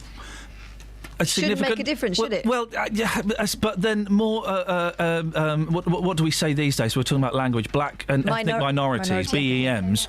More BEMs, a horrible phrase. Die in police custody than people of white British heritage. Now I'm getting caught up in language. So maybe it is significant. I don't know. More of your texts and some of your phone calls in a bit. 08459 455 555. BBC Three Counties Radio. Let's get the trav. Travel news for beds, cards and bugs. BBC Three Counties Radio. There's been an accident on the M25 anti-clockwise just before junction 18 for Chorleywood involving 2 lorries. They've been moved out of the way quickly, but there are queues from junction 19 for Watford. On the M1 into London, it's slow from junction 6 for North Watford towards 5 for the A41. And the M1 southbound is also looking slow from junction 12 for Flitwick just to junction 9 for Redbourne after the accident earlier. In Luton on Crawley Green Road, that's been closed in both directions between Abbots Wood Road and the A505 because of an accident. And on the A40 Western Avenue, there are queues from the Denham roundabout towards Gypsy Corner at Acton and towards the M40 because it's just busy there at the moment. On the A6 in Bedford in Clophill, that's slow on the A507 at all approaches to the roundabouts on speed sensors, and no reports of any major problems on the trains at the moment. Samantha Bruff, BBC Three Counties Radio. Thank you, Sammy. Across beds, hearts and bugs. This is BBC Three Counties Radio.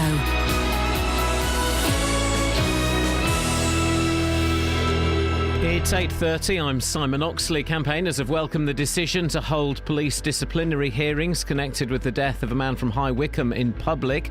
The jury in the trial of a Hertfordshire father accused of killing his 4-year-old daughter will continue their deliberations today. 2 taxi drivers in Hertfordshire have been fined for refusing to pick up blind passengers and their guide dogs. And David Cameron will outline measures this morning to tackle extremism. Three Counties Sports. BBC Three Counties Radio. Kevin Peterson says he's angry and hurt at being told he will not be considered for selection by England. The batsman was given hope of a recall by incoming ECB chairman Colin Graves, but has been told by new director of cricket Andrew Strauss he's not required. Writing in the Telegraph this morning, Peterson has described his treatment as deceitful. Former England spinner Phil Tufnell says Peterson must accept some of the responsibility for the situation. Perhaps he went about it the wrong way. You know what I mean? You don't then write a book and then say, oh, well, can we just forget all about that I wrote in the book? No, you know what I mean? These things, people have held these, and that's why Straussy was saying that, you know what I mean, there is this position of distrust there. Things have gone on. We can't just go, we can wipe the slate clean. Barcelona are through to the Champions League final despite losing 3-2 to Bayern Munich last night. The Spanish side won 5-3 on aggregate. Tonight, Real Madrid host Juventus, trailing 2-1 from the first leg. Stevenage and Wycombe continue their preparations for tomorrow's League 2 playoff second legs. Stevenage manager Graham Westley says they're monitoring defender Bira Dembele after his clash of heads against Southend on Sunday, but others have come through unscathed for the trip to Essex. It was a bruising encounter. I think they made 20 fouls in the game, and you know, when you're in a game where there's that many fouls committed against you, it's obviously you know, you're likely to take a knock or two. But in fairness, the boys have come through pretty clean. Most players have trained this morning, and we should be in pretty good shape. Wycombe, meanwhile, have sold over 6,500 tickets for their second leg against Plymouth tomorrow night. The match at Adams Park has now been made all ticket on police advice. The Chairboys lead 3-2 after the first leg in Devon. In non-league football, Barton Rovers beat Biggleswade 4-0 to win the Beds Senior Cup at Luton Town's Kenilworth North Road ground last night. And in tennis, Andy Murray will face Jeremy Chardy of France in his first match at the Rome Masters later, having decided to play rather than rest ahead of the French Open. BBC Three Counties News and Sport. The next full bulletin is at 9. Call 08459 455 555. BBC Three Counties Radio. Busy show. So far, special needs. Do we? Is it an outdated term? Should we be thinking of using something different? Yeah, of course we should. It's a little bit lazy. We don't call kids spastics. We don't call Pakistanis the P word. It's all old-fashioned language. It's the evolution of language. That's what makes English so beautiful. What else are we talking about? What stinks in your house? Why are we talking about that? Because there's some kettles that people have been complaining to Which magazine about. Stinky kettles. Saying that they reek. Apparently these Russell Hobbs ebony kettles that are 25 quid. Guys, never look inside a kettle. No. Never Especially look. not a work one. Oh, dear God, no, awful. And it never, always empty and rinse out a kettle in a hotel room. Oh, no. Yeah, well... They don't. I do sometimes. Well, I can't find the toilet in the middle of the night. 08459 455 555. Oh, and are Asian people, Muslims specifically, scared of dogs? Kiri's on the line. Morning, Kiri.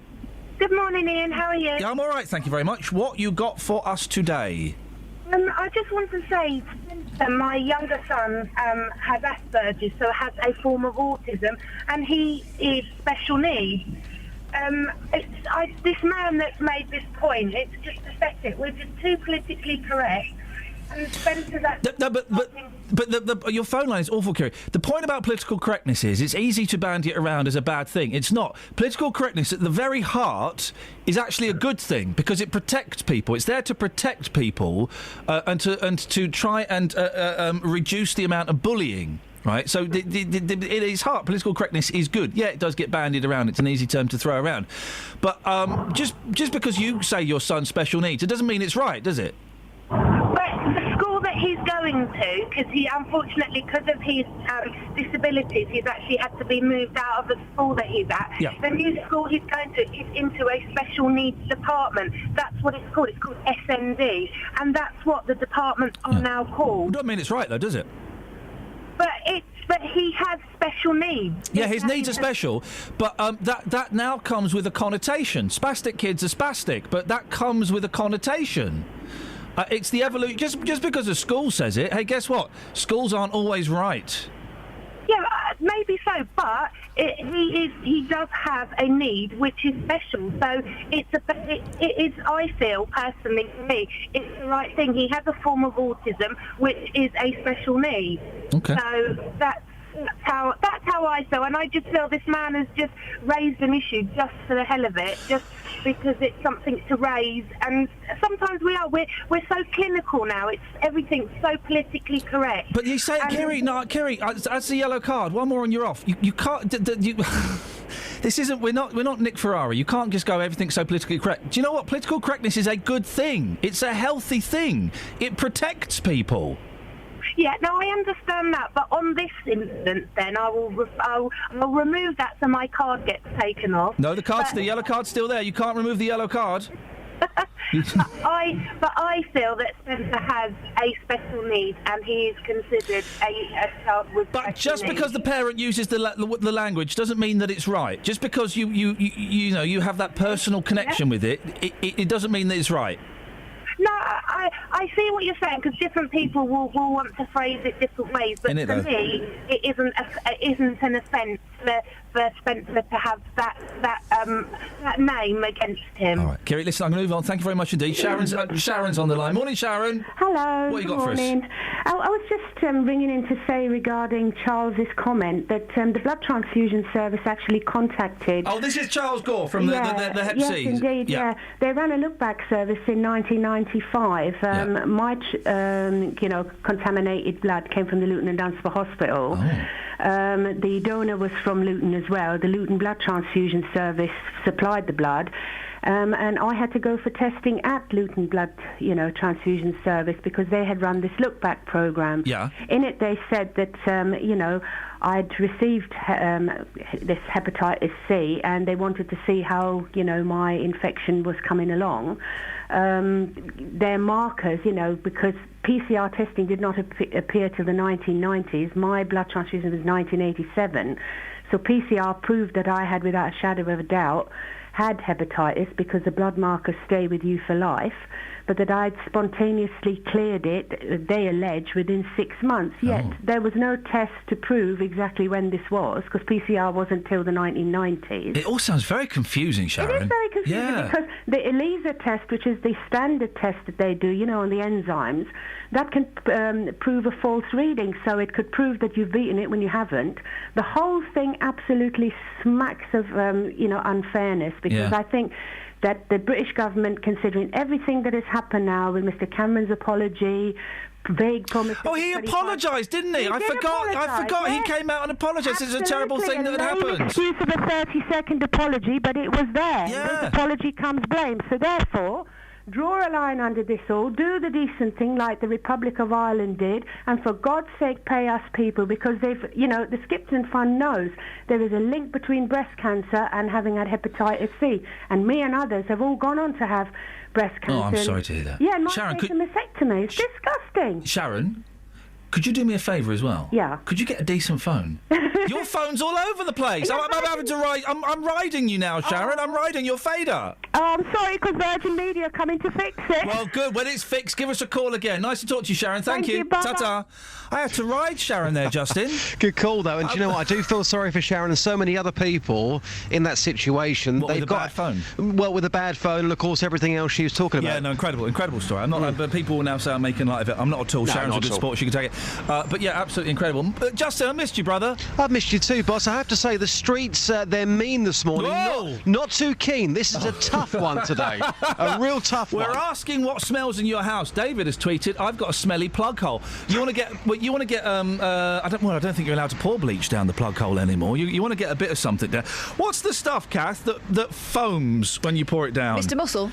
Is it Mr. Muscle? No. There's a thing like it's like granules, and you pour it down and it foams. Oh. It's like Drainies or something. Drainies. I take issue with Mr. Muscle because apparently he loves the jobs that you hate. Well, I tried him on a job that I did hate, and he didn't really come up with the goods. You still had to do the job. Yeah. he's given it all this. He's the big man. Yeah. But when push comes to shove, he ain't pushing or shoving. Doesn't want to know. And also Henry. Here's another beef I've got. Yeah, go on, mate. We're the BBC. We're allowed to slag off products, I think. Oh, yeah, go on. Seriously, he was just an absolute nightmare. I took him home. I thought, look at that beautiful smiley face. I'm going to have him in my living room. Yeah. He's going to make my life fantastic.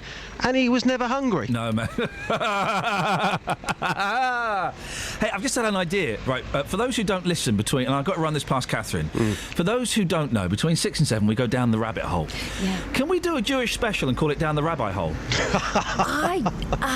Is that, please. Is it? Yeah? Yes. I'm going to take that as a yes. No, I think there might be forms. That's okay. Well, then brilliant. Then you fill those forms in and we'll do that. Justin, you've taken smelly things to the street. Yeah. As I say, it was quite a tough one, this. What smells in your home? What smells full stop? Some people were in denial, really, this morning on the street, so I've been trying to try and get the answers out of people. Yep. What stinks? Here's what people had to say. What have you got in your home that stinks? Socks and underwear, piled up in a black bag. Classy guy. Thanks for your time. All right. My child. Oh, should we leave it there? Yeah, let's leave it there. All right, thank you. Nothing stinks in my home. It's getting a bit tense. Thanks very much. All right. Bathroom. Anything else? Carpets. Carpet? My socks. Dog. What sort of dog? Labrador. How smelly? Bad enough. How often do you bath this thing? Leave that to the other half.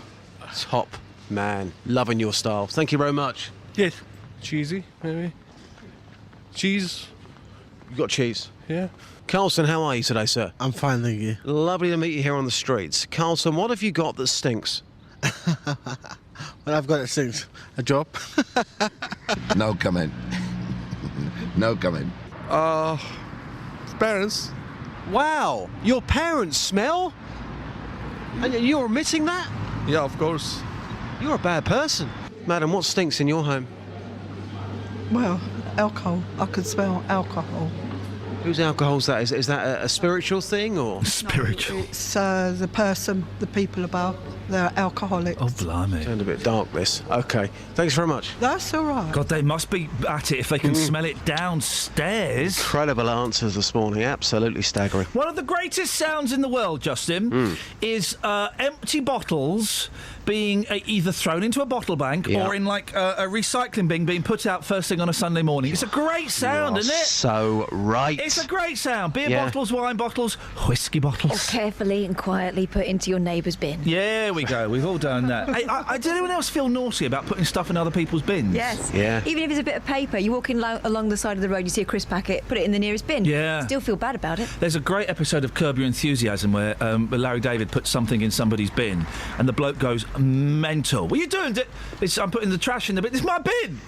If I see anyone else doing this again, I'm going to kill them. Kevin Webster got caught the other night on Coronation Street by Julie. Yeah. Putting something in somebody else's bin? Yeah, but she went, Kevin, I'm watching you. Oh, mudge sticks, Webster, mudge sticks. Justin, thank you very much, mate. Thank you, boss. Take care. Let's go to Horace. Morning, Horace. Oh, good morning, Ian. How are you? Yeah, I'm all right, fella. I'm all right. Looking forward to 4 solid hours of training straight after the show. That's good. Party time. Celebrate good times. Come on. Yeah, baby. It's a celebration.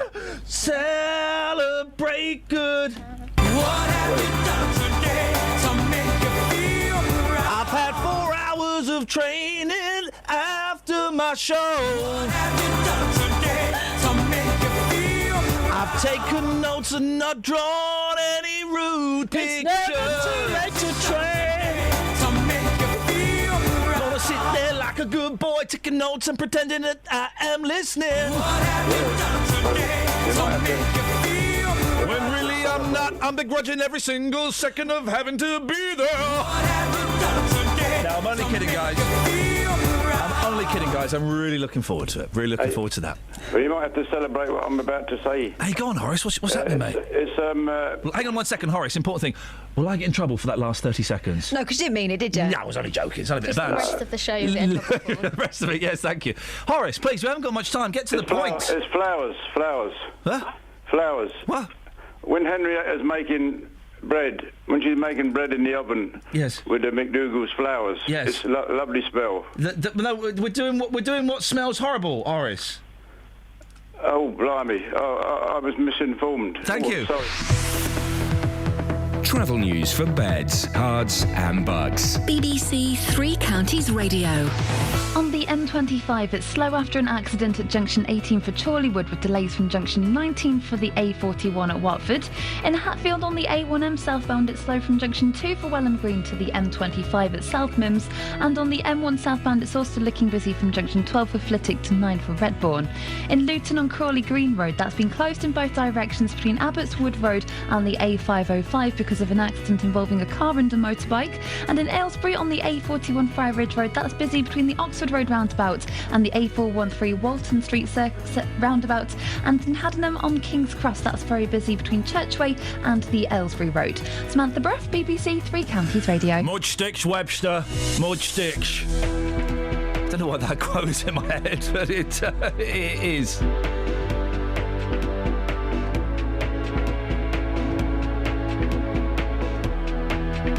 Oh, Lee Agnews has sent me a very pertinent email. Thank you for that. We shall bear that in mind for later on. Stuff what I did not know. Thank you. 8:46, it's Wednesday the 13th of May. I'm Iain Lee. These are your headlines on BBC Three Counties Radio. Campaigners have welcomed the decision to hold police disciplinary hearings connected with the death of a man from High Wycombe in public. The jury in the trial of a Hertfordshire father accused of killing his 4-year-old daughter will continue their deliberations today. And 2 taxi drivers in Hertfordshire have been fined for refusing to pick up blind passengers and their guide dog. Sue, stay there. We'll come to you after the weather with Kate. Beds, hearts and bucks weather. BBC Three Counties Radio. It's a beautiful morning across all three counties. Blue sky and If it's sunshine. so beautiful, why don't you marry it, Kate? Sorry, that was inappropriate. I apologise.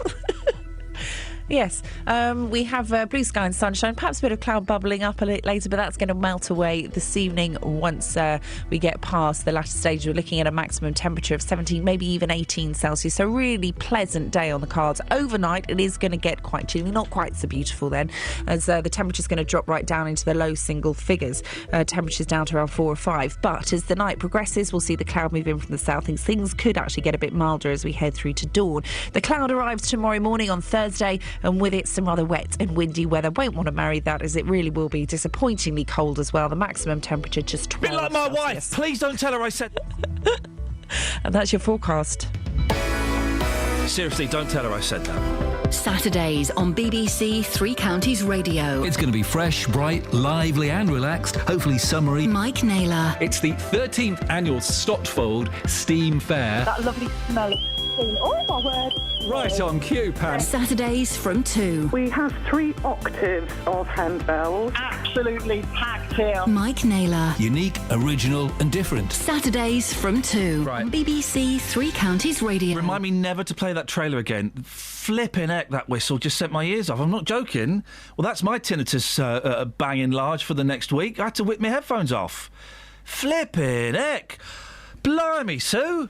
I know, I've got the same thing. Mine's gone as well. No, it's... I'm not joking. That's awful. Well, look, next time we'll just say Mike Naylor does a show and it's excellent. But, you know. Sue, what have you got for us? Well, I started teaching. I'm a golden oldie. I started teaching in 1960. Gosh, did they have schools back then? Yes, they did. Wowzers. Yes. Proper schools. Yes, they did, and I had a wonderful experience in the 60s teaching in a slum clearance area on Hull Dockside. How about that? Blimey. That was absolutely incredible. Yeah, I bet it was. You've lived. Yes, I have. And in those days, if somebody was classed as special needs, it was seen very much as a derogatory term. And I don't like the expression special needs. I much prefer to use the expression additional needs. We have... Oh, that is good, Sue. That is really good. There are people that are highly intelligent that need additional needs, as well as those that have other forms of issues. They need additional needs. Was special needs offence used as a derogatory term even as far back as the 60s? It was. It was seen as, and I wouldn't call it, as the Mayor says, a hate crime. No, that's a bit strong. I don't see it as that, but I certainly much prefer to use the expression the child has additional needs. That's really good, and because I have heard people, use special needs as a put down. Oh, look at you, you've got special needs. You have. It is. Sue, have a word with Catherine, because you've explained, I think, in 30 seconds much better what I've been trying to explain all morning. Catherine, she makes a good point, doesn't she? She does, yeah, but I was sort of saying that, because I didn't understand whether the objection was that the child had been described as, oh, he's special needs, or he has special needs. But yeah, I agree, additional needs is perhaps a little bit more, less patronising, maybe. Yeah.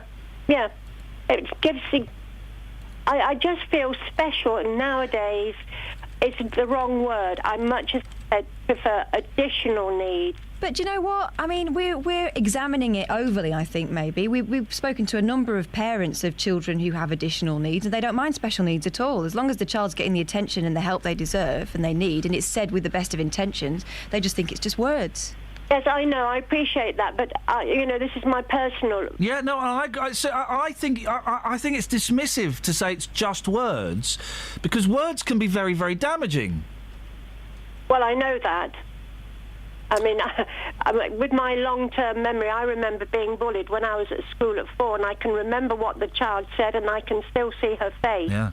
Sticks and stones may break my bones, but names will never hurt me. Wrong. They can do a lot, but they can do a lot more lasting damage. Sue, I really appreciate your input today. Thank you. Okay, you're welcome. Thank you. That was good. She put it a lot better than I've been. Okay, so then we have additional needs, and then people start objecting to that, and they'll find something else. it's the evolution of language, mate. What's your problem? You can't just say, "Oh, it's just words." Well, okay. Well, in that case, the next Asian fella I see, I'm going to call him a P. Oh no! I mean, I think that's quite different. It's just a word, mate. No, but it's about intent as well. Catherine, it's just words, and as you yourself said, it's people. Let's talk to each other. And as Scott himself said, it's people. Let's talk. It's people. And as you both said together, and as you both said in harmony, it's people. Let's talk. Let's talk to each other. Do you know what I mean? I think sometimes actions speak louder than words, and I've got a couple of actions for you here. Yeah. Oh, I'll have the second one. I hear you have it a lot. I don't know what that means. Across beds, hearts and bucks. This is Iain Lee. BBC Three Counties Radio.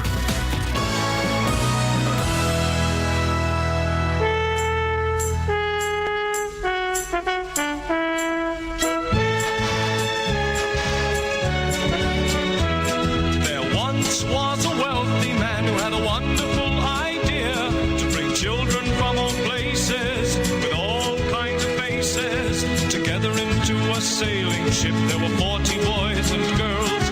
They would sail their ship around the globe, so they called it the United World. The ship was just 3 weeks from shore when a hurricane bore it down. The waves were big as mountains. They found they would surely drown. They jumped into the lifeboats, rowed away from the wreck. They didn't count them, they hadn't time. 5 children were left behind. The children fought the storm all night and finally fell asleep. They didn't realize the ship had been blown across a reef into the Lost Islands. Hiding in the bushes was a watchful pair of eyes, and living in the valley were people lost in time, ruled over by a tyrant whose face was in a mask. The children must defeat him so they can escape at last from the Lost Islands. The Lost Islands. Oh, 08459 455 555. It's been a good show today. I sound surprised. It's been all right, yeah. It's been all right. Well, you know what's different. Well, no, we had a good show yesterday, didn't we, Kels? Well, yeah, but, you know, considering... Yesterday's show was great. We managed to tease out of Ollie Martins a barnstorming performance. Yeah, well, Ollie Martins had a good show yesterday. He had a really good show, actually. You, yourself, I think, always Just benefit... me, myself and I. Benefit from... a firm hand on your rudder. Hey, Catherine! Promises. We got any texters? Yeah. Go on then, let's have it. Can I just say thank you for everyone for ringing up about the problems in Biddenham, Bromham and Kempston with the water. There's no water there. It should be back by 2. That's not us saying that, that's another listener. So there you go. Thanks very much, guys. There's your announcement.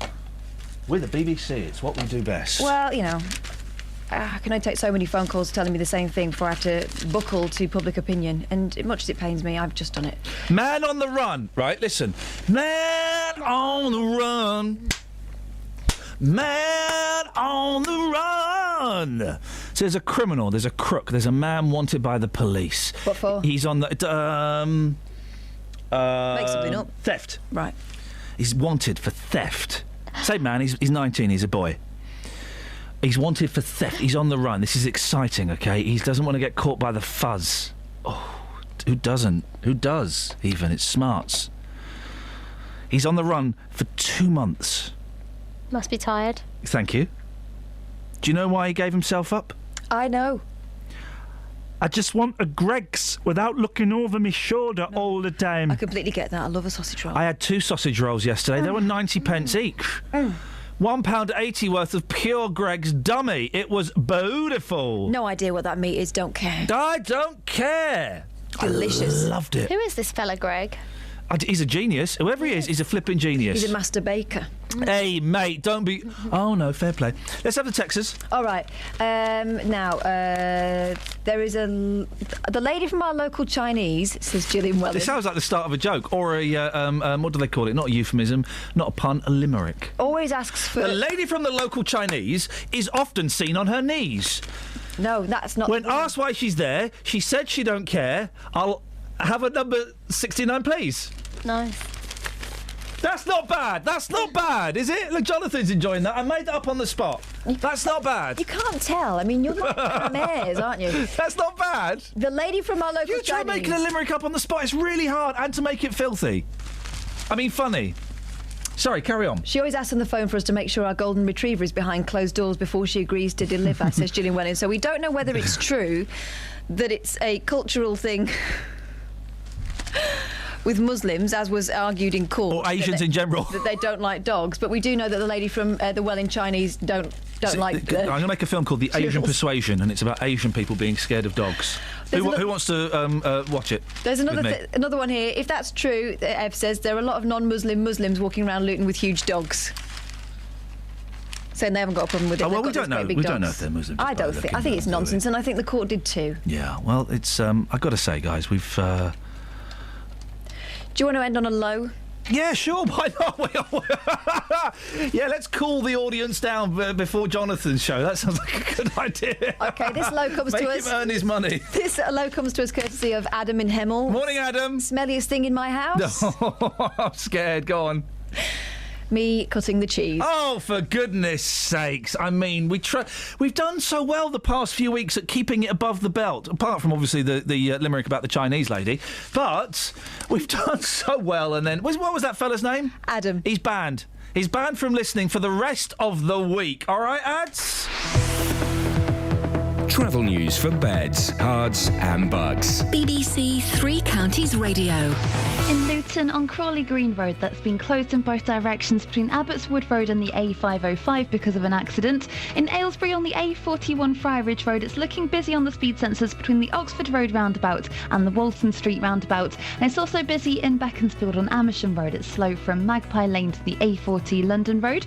On the motorways, the M25 is busy between junctions 17 for Maple Cross and 16 for the M40. Samantha Bruff, BBC Three Counties Radio. Sammy, excellent stuff as always. Thank you very much indeed. That's it, dear listener. That's your lot. Thank you, Kelly. Thank you, Catherine. Thank you, Justin. Oh, baby, baby, baby. When I look at you. We're going to go upstairs for a little bit of training, which we're all very, very excited about, so that should be fun. Don't forget, you can send me a cheeky email if you want. Iain.lee, IAIN.LEE at bbc.co.uk. Right, that's it. That's your lot. Till tomorrow from us. Ta-ta.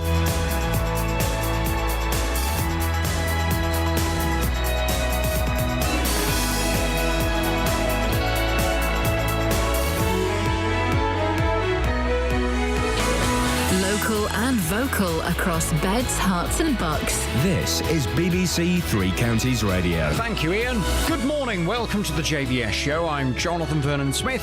It's Wednesday. It's 9 o'clock. And on the big phone in, do you think UKIP is now a pointless party? Nigel Farage has defended his decision to stay on as UKIP leader. He had promised to quit if he failed to win the election in Thanet, but he says the party persuaded him to stay. UKIP won nearly 4 million votes at the election and now have one elected MP. However, when you consider that the party's main aim was an in-out referendum on the EU, something the Tories will deliver by 2017, I just wonder whether you think UKIP is now a pointless party. Pick up the phone, come on and have your say. I'd love to hear from you this morning. Here's my telephone number. It's 08459 455 555. This is the JVS show on BBC Three Counties Radio. Your call in just a second, but first, let's get the latest BBC News at 9 o'clock. Here's Simon Oxley. The Headlines campaigners welcome Wickham investigation ruling, jury to consider verdict on Hertfordshire father, and taxi drivers fined for refusing to take guide dogs. BBC Three Counties Radio. Campaigners have welcomed the decision to hold police disciplinary hearings connected with the death of a man from High Wycombe in public. 5 police officers are accused of gross misconduct after the death of Habibullah 7 years ago. The police watchdog says it's instructed Thames Valley Police to hold the hearing in public because of the high level of public interest, the seriousness of the case and the need for transparency. Saqib Deshmukh is from the campaign group Justice for Paps. I think ourselves, the family, we're genuinely pleased that this has happened. I think it's a very significant step. Misconduct hearings, normally they take place behind closed doors. and this is actually very rare that you get misconduct hearings taking place in public. The jury in the trial of a Hertfordshire father accused of killing his 4-year-old daughter will continue their deliberations today. 31-year-old Carl Wheatley denies murder but admits manslaughter through diminished responsibility. It's alleged he beat Alexa Marie to death at their home in Hatfield 3 months after being given custody. 2 taxi drivers in Hertfordshire have